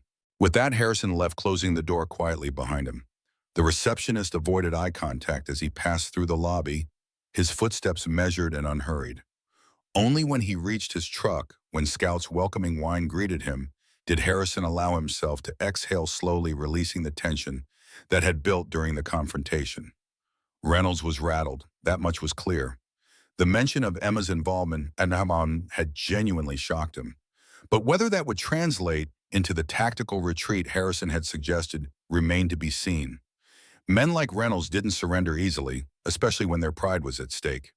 Harrison started the truck, Scout settling beside him in the passenger seat. The emergency council session was scheduled for 3 o'clock. By then, they would know whether diplomacy had succeeded or whether the full battle plan needed to be executed. Either way, the next few hours would determine the future of Eagle Rock and settle a debt 25 years in the making. The municipal building of Eagle Rock stood like a modernist intrusion against the desert landscape, all glass and angles where the rest of the town favored adobe and weathered wood. As Harrison pulled into the parking lot, he noted the unusual activity for a Saturday afternoon. Police cruisers positioned strategically, municipal workers setting up barricades, local media setting up cameras. Word of the emergency session had spread despite the last-minute scheduling. Scout whined softly from the passenger seat, sensing his master's tension. Harrison scratched the aging German shepherd behind the ears, a gesture as much for his own comfort as the dog's. "Stay here, boy," he murmured. "This particular battlefield isn't suited for your talents." Harrison's phone buzzed with a text from Tyler. "In position. Everyone's ready." Did Reynolds agree to postpone? Harrison hadn't heard from Reynolds since their confrontation 2 hours earlier. The developer's silence could mean anything: consideration of Harrison's ultimatum or preparations for all-out war. Either way, they needed to be ready. "No word," Harrison texted back. "Proceed as planned." As he approached the municipal building, Harrison noted familiar faces gathering. Sarah Martinez and Mike Donnelly from the VFW, Joe from the diner, Pastor Collins and his congregation, Joshua Lieberman, with members of the Historical Society. They had responded to Tyler's alert, showing up to demonstrate community opposition despite the short notice. Harrison nodded in acknowledgement as he passed their presence, a silent affirmation of solidarity. Inside the council chamber was already filling the atmosphere charged with tension, unusual for normally sparsely attended municipal meetings. Reynolds sat in the front row surrounded by suits, lawyers and executives from West Ridge Development. He didn't turn as Harrison entered, though the slight stiffening of his shoulders suggested awareness of his adversary's presence. Harrison took a seat near the back, positioning himself where he could observe the entire room. Tyler slipped in moments later, taking the seat beside him. "Emma's ready with her story," Tyler whispered. "Just waiting for our signal. Frank's got veterans coming from 3 counties. Sarah's organized a vigil at the memorial starting at sunset." Harrison nodded, his expression revealing nothing. The community had mobilized with military precision, each person playing their assigned role in a campaign not of Harrison's design, but which had somehow formed around him as its natural focal point. Mayor Ellis called the session to order, his gavel striking with theatrical authority. The chamber quieted, all eyes fixed on the raised dais where the council members sat, expressions ranging from solemn determination to obvious discomfort. "This emergency session of the Eagle Rock City Council is now in session," Ellis announced, his voice carrying the practiced gravity of small-town politics. "We have a single agenda item today: consideration of zoning changes and eminent domain authorizations for the West Ridge Development Project." Ellis glanced toward Reynolds, a barely perceptible nod passing between them.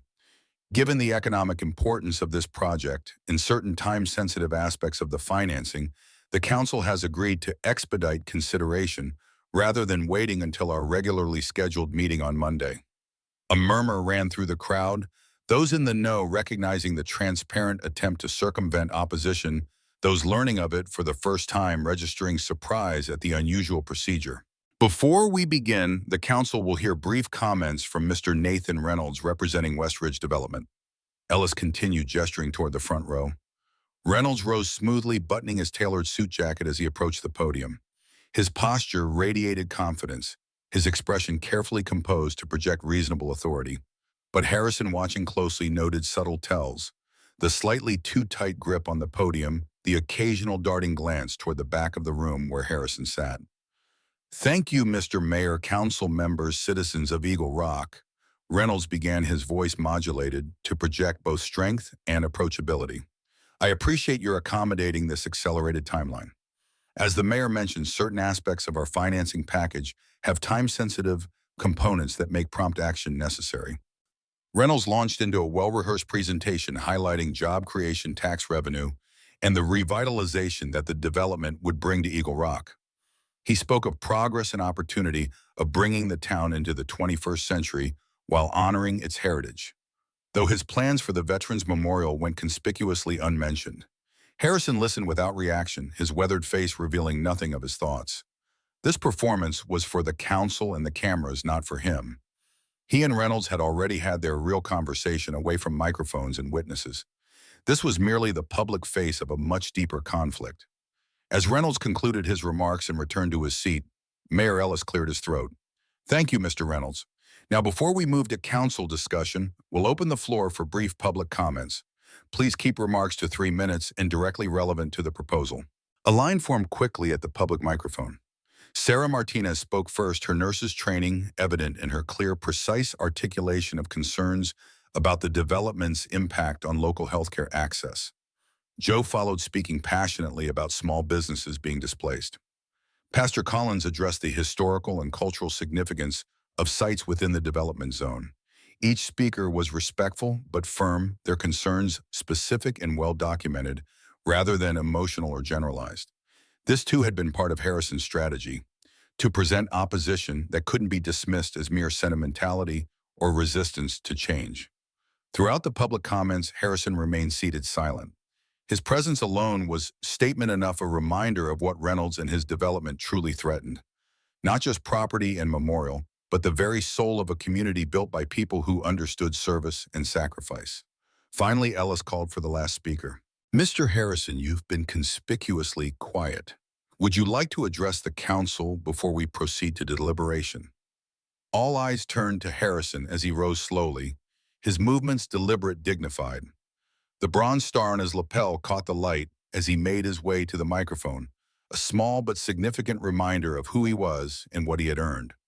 Mr. Mayor, council members, Harrison began, his voice quiet but carrying easily through the chamber. I'm not much for public speaking. Never have been.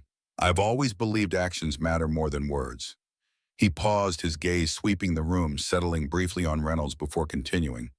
But sometimes words are necessary. To bear witness, to speak truth, to remind us of promises made. Harrison reached into his pocket and withdrew a folded paper yellowed with age. This is a letter from Corporal Michael Delaney to his wife, written 2 days before he died in Operation Desert Storm. I'd like to read just one part. The room fell completely silent as Harrison unfolded the letter with careful hands. Tell little Michael that Daddy's doing important work. Harrison read, his voice steady despite the emotion evident in his eyes. Tell him that sometimes we have to stand up for things bigger than ourselves. Tell him I'm proud to serve alongside men like Sergeant Harrison, who never leaves anyone behind and always does what's right no matter the cost. Harrison refolded the letter, gently returning it to his pocket. Corporal Delaney's name is on that memorial wall that the proposed development would relocate. So are Staff Sergeant David Alvarez and Specialist William Wilson. They died because someone valued advancement over accuracy, ambition over honesty, personal gain over others' lives. His gaze fixed directly on Reynolds, now the connection between past and present unmistakable to anyone who knew their history. Some debts can never be fully repaid. Some promises must never be broken. Some ground must remain sacred, no matter how valuable the real estate might become. Harrison stepped back from the microphone, his piece said. As he returned to his seat, the chamber remained silent, the weight of his words hanging in the air like desert heat, invisible but impossible to ignore. Mayor Ellis cleared his throat, clearly uncomfortable with the unexpected turn. Thank you, Mr. Harrison. The council will now deliberate. Mr. Mayor. All heads turned toward the new voice. Reynolds had risen from his seat, his expression unreadable. If I might address the council once more before deliberation? Ellis nodded, surprise. Of course, Mr. Reynolds. Reynolds approached the podium again, his movements less fluid than before, as if carrying a new weight. He stood silent for a moment, gathering himself before speaking. In light of the substantial community input we've heard today, and in recognition of certain historical considerations that have been raised, I would like to request a postponement of this vote until the regularly scheduled council meeting on Monday. A murmur of surprise rippled through the chamber. Ellis blinked, clearly caught off guard. Mr. Reynolds, you yourself requested this emergency session due to time-sensitive matters. Yes, Reynolds acknowledged, his composure returning. However, Westridge Development has always prided itself on being responsive to community concerns. It seems clear that there are significant issues that would benefit from further discussion and potential modification of our plans. He glanced toward Harrison, their eyes meeting briefly across the chamber. Particularly regarding the Veterans Memorial and certain historically significant properties. Ellis looked between Reynolds and Harrison, clearly sensing the undercurrents but unable to decipher them fully. Very well. If the applicant requests postponement, the council will honor that request. The vote is hereby postponed until Monday's regular session. As the meeting adjourned, the chamber buzzed with speculation. Reynolds departed quickly, surrounded by his entourage, avoiding further interaction. Harrison remained seated as the room emptied, Tyler beside him. He blinked, Tyler observed quietly. For now, Harrison cautioned, this isn't over, just delayed. But wait, what changed his mind? Harrison considered the question. Could be several things. Emma's involvement may have rattled him more than I expected, or he realized we were more organized than anticipated and wanted time to regroup. Or what? Tyler pressed when Harrison fell silent. Or he's planning something else, something we haven't anticipated. Harrison rose, his expression thoughtful. We've won the skirmish, but the battle's still ahead. Let's make sure everyone stays ready. Outside, the gathered community members were celebrating the unexpected reprieve, exchanging congratulations and speculating about what had caused Reynolds' sudden change of course. Harrison moved through them quietly, acknowledging their thanks with modest nods, but not joining in their premature victory celebration. Scout greeted him with enthusiastic tail wagging as he returned to his truck. The dog's uncomplicated joy was a welcome contrast to the complex human dynamics Harrison had just navigated. He sat for a moment behind the wheel, Scout's head, resting on his leg, trying to process the day's events. His phone buzzed with a text from Emma. Uncle Nathan just called me. First time in years. Wants to meet tonight. Advice. Harrison considered his response carefully. Emma was a key ally, but also in a vulnerable position. Reynolds now knew she was working against him, and men like Reynolds didn't respond well to what they perceived as betrayal. Public place, Harrison texted back. Let Tyler know where and when. Don't go alone.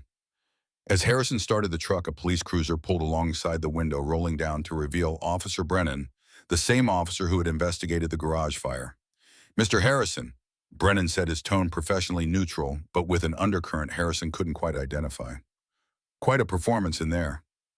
Just speaking truth, officer, Harrison replied evenly. Something this town could use more of. Brennan's expression remained unreadable. Truth's a funny thing. Depends on perspective, doesn't it? He glanced toward the municipal building, then back to Harrison. Reynolds is not a man who takes defeat gracefully, even temporary defeat. Is that a warning, officer? Let's call it an observation, Brennan replied, from someone who's seen how things work in Eagle Rock. He hesitated, then added, be careful driving home. Roads can be dangerous, especially out by your place, isolated. Before Harrison could respond, Brennan rolled up his window and pulled away, leaving Harrison to consider whether he'd just received a threat or a cryptic warning from an unexpected quarter. Either way, the message was clear. The next 48 hours would be critical. Reynolds had retreated tactically, but a wounded predator was often most dangerous when cornered. The sunset painted the desert in hues of amber and gold as Harrison's truck crested the final rise leading to his property. Scout sat alert beside him, ears perked forward, sensing his master's heightened vigilance. The day's events had been a qualified victory, but Harrison had survived too many combat zones to mistake a tactical pause for surrender. As the house came into view, Harrison slowed eyes, scanning for anything out of place, any sign of intrusion or surveillance. The charred remains of his garage stood as a stark reminder of what Reynolds was capable of, but nothing new appeared amiss. Harrison parked closer to the house than usual, positioning the truck for quick departure if needed. Old habits from dangerous places reactivated by current circumstances. Scout leapt down and immediately began a perimeter check, his nose to the ground, following a patrol pattern Harrison had trained him to perform years ago. Inside, Harrison moved methodically through the house, checking windows, doors, corners. Another habit from another life, but no less necessary now.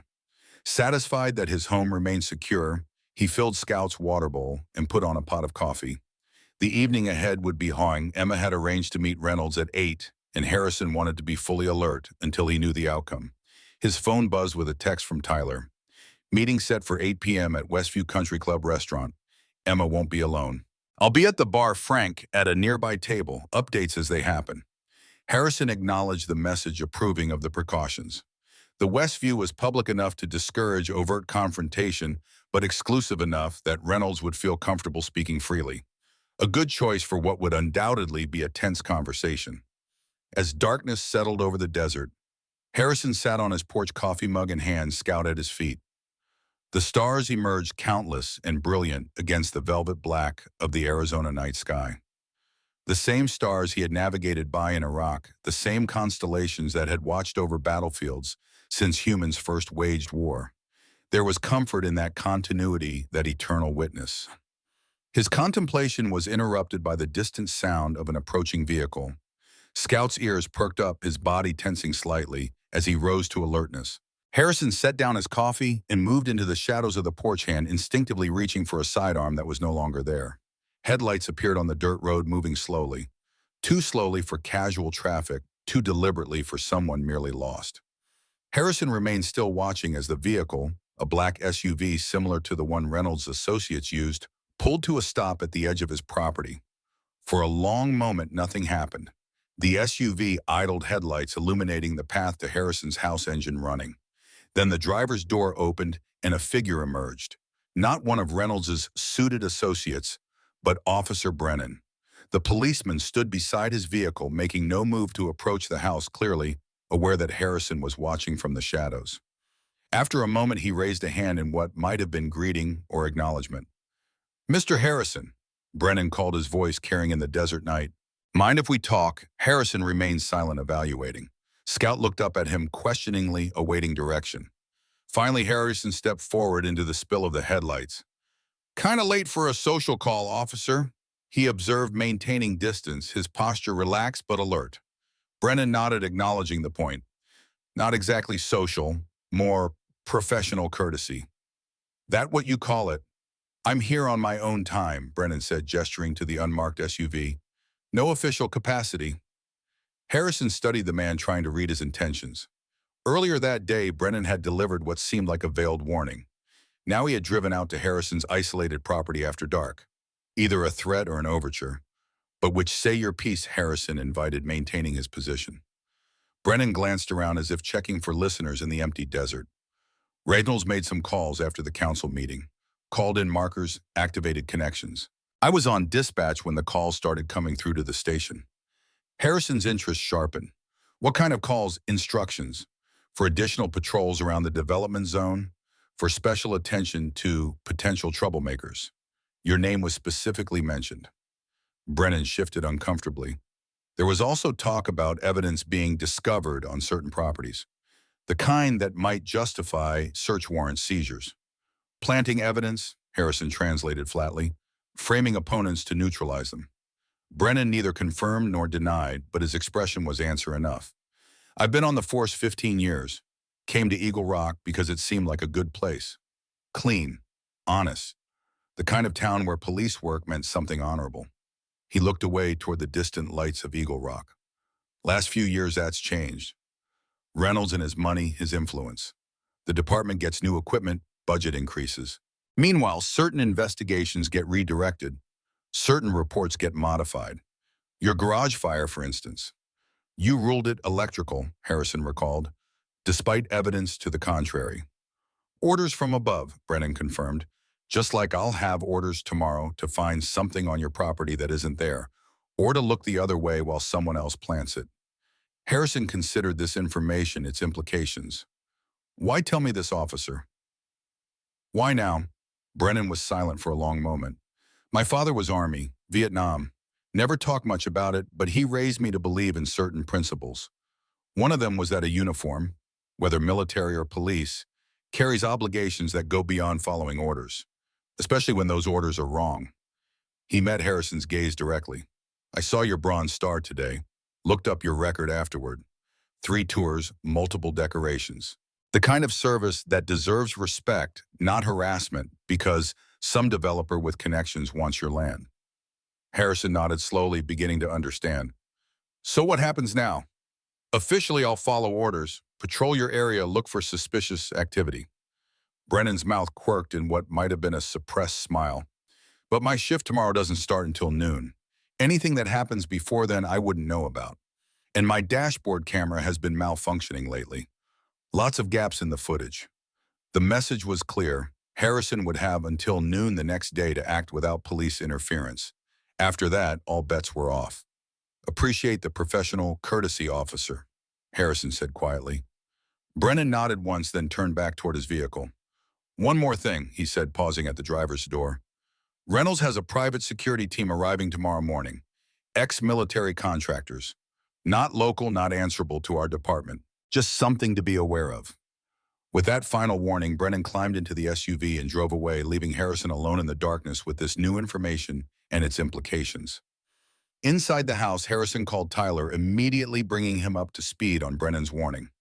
Reynolds is escalating, he concluded, moving from legal maneuvering to more direct methods. What's our play? Tyler asked the background noise, suggesting he was already at the Westview positioning for Emma's meeting. For now, maintain course. Get Emma's information from her meeting with Reynolds. But be ready to accelerate our timeline. If Reynolds is bringing in private security, he's preparing for something beyond normal business tactics. Harrison ended the call and moved to the locked cabinet in his bedroom, the one that held his father's Garand and other items from his military service. From a small compartment at the bottom of the footlocker, he removed a satellite phone, an untraceable means of communication he had maintained for emergencies. He dialed a number from memory, waiting as it connected. Donnelly, he said when the call was answered. Harrison, that contingency we discussed, time to activate it. Full protocol, all channels. And I need that equipment we talked about. Tonight if possible. Mike Donnelly's response was immediate, unquestioning. On it. Delivery by midnight. Anything else? Alert the others. Reynolds is moving faster than anticipated. We need to be ready to execute by tomorrow morning. After ending the call, Harrison sat on the edge of his bed, Scout settling beside him, sensing his master's tension. The aging dog pressed against Harrison's leg, offering silent companionship and support. Getting complicated, old friend, Harrison murmured, scratching behind Scout's ears. But we've handled worse, haven't we? Scout whined softly in response, as if affirming that whatever came next, they would face it together. The Westview Country Club restaurant offered panoramic views of Eagle Rock from its hillside perch, the town's lights twinkling below like earthbound stars. Emma Reynolds sat at a corner table positioned to see both the entrance and the floor-to-ceiling windows that showcased the view. Tyler was visible at the bar, nursing a club soda, maintaining casual observation. Frank Chen occupied a table near the entrance, his dinner companion, another veteran from the VFW, providing cover for his surveillance. Emma checked her watch. 7:58 p.m.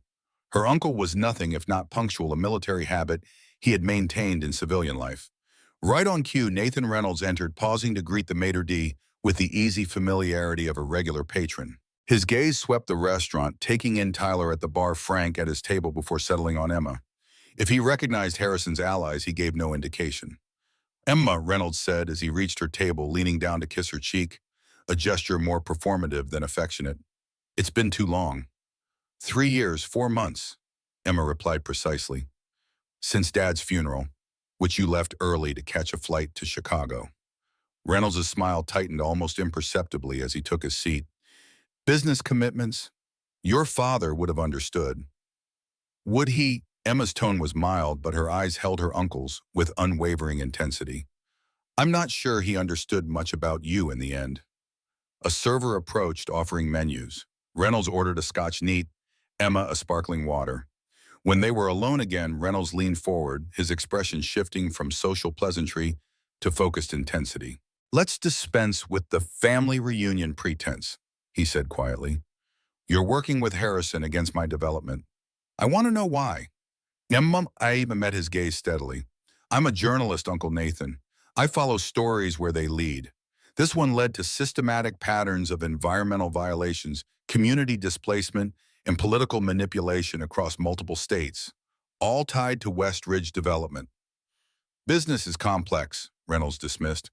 Development requires navigating regulations, balancing competing interests. Nothing I've done is outside standard industry practice. Is intimidation standard practice, arson planting evidence to discredit opponents? Emma's voice remained level, but her eyes hardened. Is that what they taught you in the Army, Uncle Nathan? Or did you develop those tactics later? Reynolds' jaw tightened, a muscle working visibly beneath the skin. You have no idea what you're talking about. You're being manipulated by Harrison, who has his own agenda, his own vendetta. I've seen the evidence. I've verified it independently. This isn't about Harrison's land or even the Veterans Memorial. It's about a pattern of behavior that stretches back decades. Emma leaned forward slightly. Including what happened in Iraq. The falsified intelligence that got 3 men killed and ended Thomas Miller's military career. The color drained from Reynolds' face, his composure cracking momentarily before he recovered. Classified information, ancient history, irrelevant to the current situation. Is it, Emma asked softly, or is it the foundation of everything that followed, the first time you discovered you could sacrifice others for your advancement and escape real consequences? Their drinks arrived, creating a momentary pause in the confrontation. Reynolds took a substantial swallow of his scotch, using the moment to regain his equilibrium. "What do you want, Emma?" he asked finally, his tone shifting to something more calculating. "Everyone wants something. Money, a position with the Foundation. Name it." Emma smiled slightly sadly. "That's always been your limitation, Uncle Nathan. You think everyone has a price because you do." She shook her head. "I want the truth. I want accountability. I want justice for the people whose lives you've damaged in Eagle Rock and elsewhere." Reynolds studied her for a long moment, reassessing. "You really believe you're on some moral crusade, don't you? The righteous journalist, exposing corruption?" His laugh was short, dismissive. "Your father had the same naive idealism. Look where it got him." The mention of her father struck home, a flash of pain crossing Emma's features before she controlled it. Dad died fighting for recognition of what happened to him and thousands of other Gulf War veterans. Recognition that your connections could have helped secure if you'd been willing. "Your father was weak," Reynolds said coldly. "He should have leveraged his service into opportunity like I did. Instead, he wasted years tilting at bureaucratic windmills, chasing acknowledgement that wouldn't change anything even if he got it." Emma's hand tightened around her water-glass knuckles, whitening. He was dying. He wanted his sacrifice recognized, not just for himself, but for all the others affected. "That's not weakness, Uncle Nathan. That's honor." "Honor doesn't build empires," Reynolds replied. "It doesn't create legacies. Look around you." He gestured toward the windows the town spread below them. "In 5 years, Eagle Rock will be transformed. Modern, prosperous. And that transformation will have my name on it. That's a real legacy, not some memorial to the past." Emma regarded him with something like pity. "Is that what this is really about? Your name on buildings being remembered? Everyone dies, Emma. The only question is what you leave behind." Reynolds' expression hardened. "Harrison is fighting for a piece of desert and names carved in stone. I'm fighting for the future. Progress. Growth. Life moves forward, not backward. At any cost, including intimidation, arson, fraud." Reynolds waved a dismissive hand. "Allegations, unproven, and irrelevant to the larger vision." Emma sat back, studying her uncle with the detached assessment of a journalist observing a subject. "You really don't see it, do you? How similar your justifications are now to what you must have told yourself in Iraq. That the mission, the objective, the advancement justified cutting corners, falsifying reports, sending men into danger without proper intelligence. You know nothing about war." Reynolds snapped the first real crack in his polished facade. "About the decisions that have to be made, the risks that must be taken." "I know what Harrison told me," Emma replied quietly. "About the operation, about the ambush. About 3 men who never came home because their intelligence officer wanted a commendation." Reynolds' expression darkened dangerously. "Harrison's version. Convenient for him. He testified against me in that hearing. Did he tell you that nearly ended my career?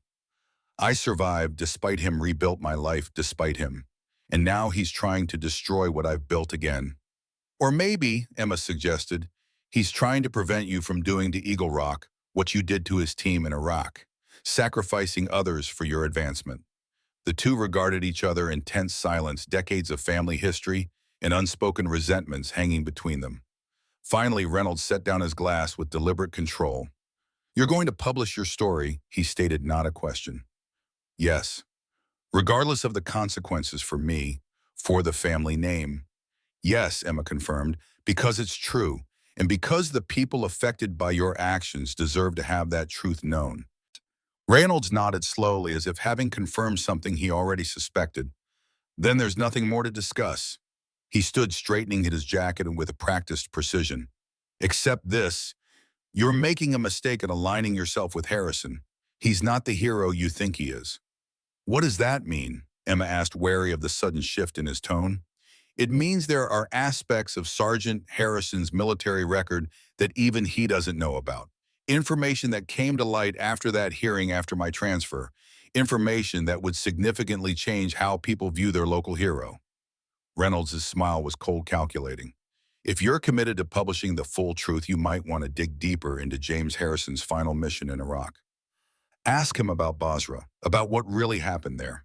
With that parting shot, Reynolds departed, nodding cordially to other diners, as if the conversation had been merely a pleasant family reunion rather than a confrontation. Tyler approached Emma's table as soon as Reynolds was gone, sliding into the vacated seat. "You okay?" That looked intense. Emma nodded, though her expression remained troubled. "He's exactly what I expected. Unrepentant, convinced of his own righteousness." She hesitated. "But he said something at the end about Harrison, about Basra and his final mission. Said there was information that Harrison doesn't even know about."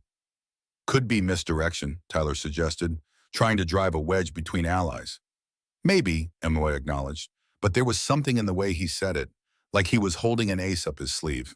She met Tyler's concerned gaze. "Has Harrison ever mentioned Basra to you? Any operations there?" Tyler shook his head.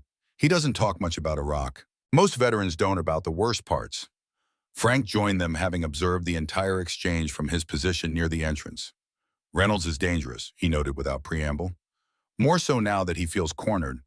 That comment about Harrison and Basra, classic psychological operation. Plant doubt, divide opposition." "You think there's nothing to it?" Emma asked. Frank's expression revealed nothing. "I think that if there are aspects of Harrison's service record worth knowing, he would have shared them if relevant. And if he hasn't, he has his reasons." The former intelligence specialist regarded Emma steadily. "The question is whether you trust Harrison enough to follow his lead or whether Reynolds has successfully planted doubt." Emma considered this her journalist's instinct for following leads warring with her commitment to the coalition Harrison had built. "I trust Harrison," she said finally, "but I also believe in verifying information independently. That's my job." "Fair enough," Frank acknowledged. "But remember, Reynolds wouldn't have dropped that hint unless he thought it would serve his purposes. Consider that when deciding how to pursue it." As they prepared to leave, Emma's phone buzzed with a text from Harrison. "Meeting over status." She typed a quick response. "Completed. Reynolds unrepentant. Threatened to escalate. Mentioned something about your final mission in Basra. Said there's information you don't know." Significance. Harrison's reply came after a noticeably long pause. "Possible diversion tactic. We'll discuss tomorrow. New information from local police. Reynolds planning next move. Meeting at my place 7 a.m. Bring your story ready to publish." Emma showed the message to Tyler and Frank. "Sounds like things are accelerating," Tyler observed grimly. "Reynolds is not one to accept defeat gracefully," Frank noted. "If Harrison has police intelligence suggesting escalation, we need to be prepared for anything." As they parted ways in the parking lot, Emma couldn't shake the lingering unease from her uncle's parting words.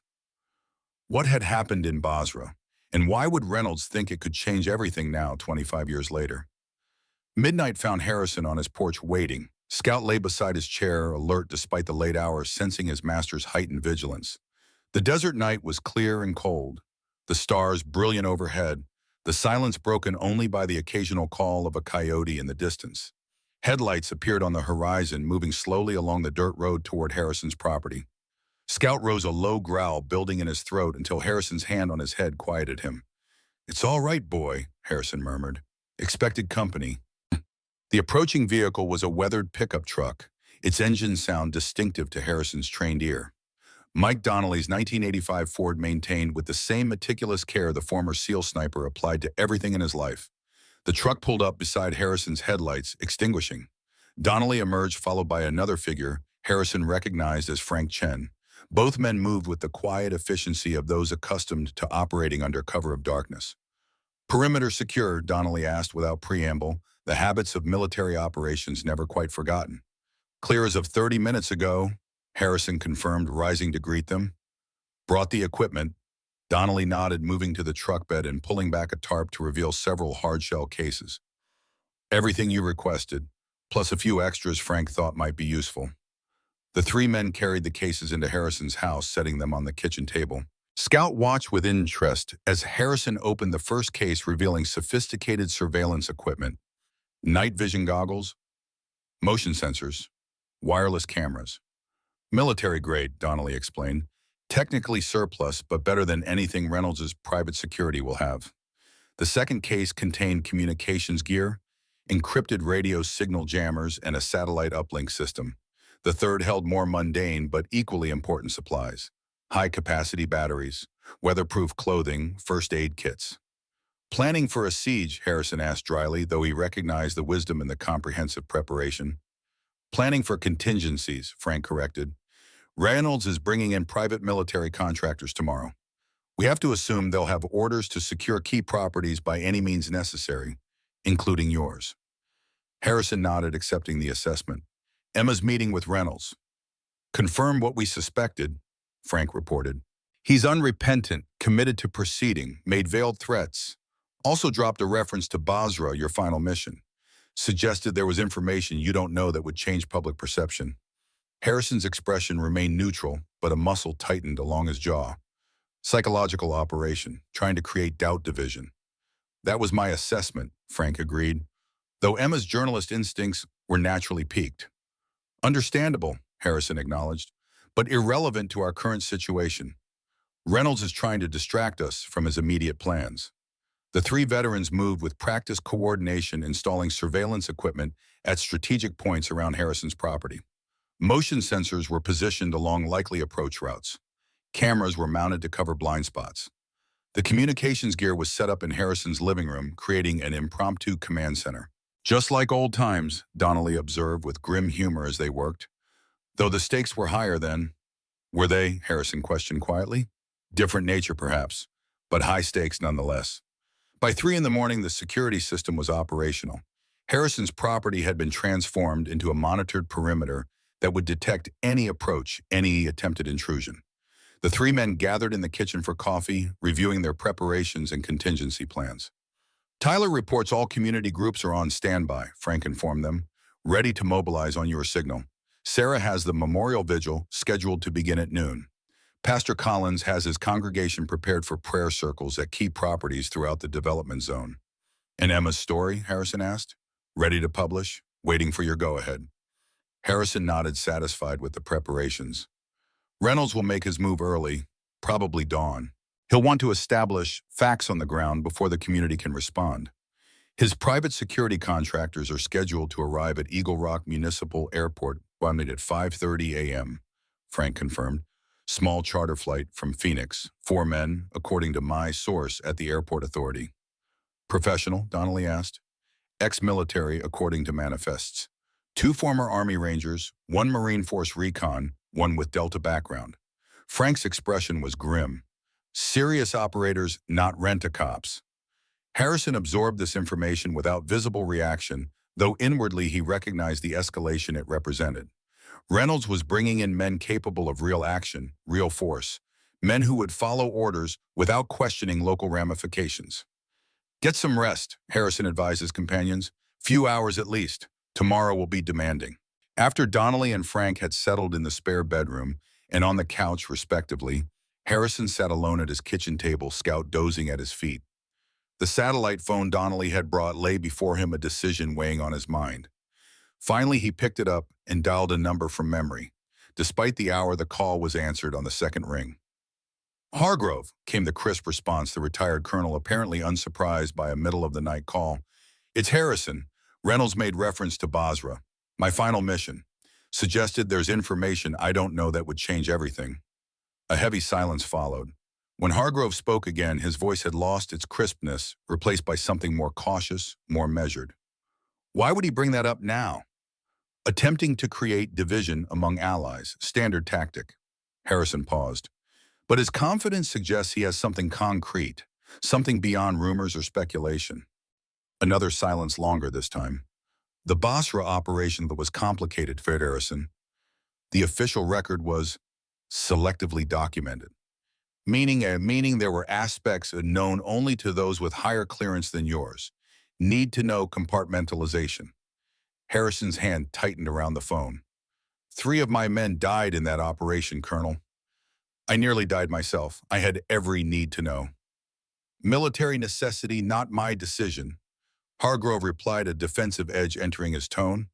The intelligence that led to that operation came from sources the Pentagon wanted protected at all costs. What sources? Harrison pressed. And how does this connect to Reynolds? Hargrove sighed audibly. After his transfer from your unit, Reynolds was assigned to intelligence analysis. His family connections gave him access to information above his official clearance level. Information about certain arrangements with local assets in the Basra region. What kind of arrangements? The kind that sometimes happen in war zones, Harrison. Pragmatic, morally ambiguous, deniable. Hargrove's voice had taken on a distant quality, as if reciting facts divorced from their human implications.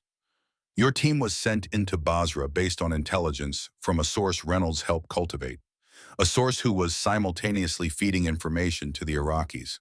The impact of this revelation hit Harrison like physical force. We were set up. The intelligence wasn't just flawed, it was deliberately false. Yes, Hargrove confirmed heavily, a double agent, something Reynolds should have detected in his analysis but missed, or chose to ignore in his eagerness to claim another intelligence coup. Harrison's mind raced through implications connecting dots separated by decades. And this was covered up, classified beyond my access. The relationship with the source was deemed too sensitive to expose even internally. Better to classify it as a standard operation gone wrong than admit we'd been played by our own asset. 3 men died, Harrison said again, his voice dangerously quiet. Miller lost his leg. Jackson's TBI destroyed his life. Because of intelligence Reynolds vouched for from a source he helped recruit. Yes, Hargrove's acknowledgement was simple, final. And now Reynolds thinks he can use this information how exactly it implicates him more than anyone. Not according to the official record, Hargrove corrected. The official documentation was sanitized. Reynolds' connection to the source was minimized. Your team's operation was classified as high risk from the beginning with known intelligence limitations. On paper, it looks like you led your men into a situation officially designated as uncertain, while Reynolds' involvement is barely mentioned. The full picture became suddenly horrifyingly clear to Harrison. So if this information came to light now selectively, it could be framed to suggest I knowingly led my team into excessive danger, that I was reckless with their lives. Precisely, Hargrove confirmed grimly. Context is everything, Harrison, and Reynolds has the connections to ensure his preferred context dominates the narrative. Harrison absorbed this in silence, the weight of it settling alongside all the other burdens he had carried since Iraq. Finally, he asked, is there any record of the truth, the actual sequence of events, Reynolds' role? Nothing official, Hargrove replied. But I kept personal notes. Against regulations, but I've never fully trusted the official record to serve justice rather than convenience. A pause. I can send them to you, encrypted file. Won't be admissible anywhere official, but might provide some protection if Reynolds tries to weaponize the Basra operation against you. I'd appreciate that, Harrison said simply. It'll be in your email within the hour. And Harrison, Hargrove hesitated. For what it's worth, those of us who knew the real story never doubted you, never questioned your leadership or your decisions that day. The failure was in the intelligence, not the execution. After ending the call, Harrison sat motionless at his kitchen table, the revelation settling into his consciousness like a stone dropped into stale water, ripples extending outward, disturbing what had seemed solid and certain. Reynolds had more than a development project at stake now. He had his reputation, his carefully constructed narrative of military service that had helped build his business empire. If the truth about Basra emerged, the complete truth, not just the selective version Reynolds might deploy, it would destroy not just the Eagle Rock development, but potentially everything Reynolds had built over 25 years. No wonder he was bringing in private security. No wonder he was accelerating his timeline. This had evolved beyond a land dispute, beyond even personal vendetta. It had become existential. For Reynolds, for Harrison, for the competing versions of truth they represented. Dawn was approaching, the first faint lightning visible on the eastern horizon. Harrison moved to wake Donnelly and Frank. The day that would decide everything was beginning, and they needed to be ready. Whatever Reynolds had planned, whatever force he was prepared to deploy, Harrison would meet it with the same determination, the same strategic thinking, the same unwavering commitment to his people that had defined his military career. This time, though, he had something he hadn't had in Iraq: foreknowledge of the threat and the community at his back. As Scout rose and stretched, sensing the activity and tension in the house, Harrison knelt briefly beside his faithful companion. "One more mission, old friend," he murmured, scratching behind the dog's ears. "One last stand." Scout whined softly in response, pressing against Harrison's leg as if affirming his unwavering loyalty. Whatever came with the dawn, they would face it together. The aging soldier and his faithful companion, defending not just land and memory, but truth itself. The final battle for Eagle Rock was about to begin.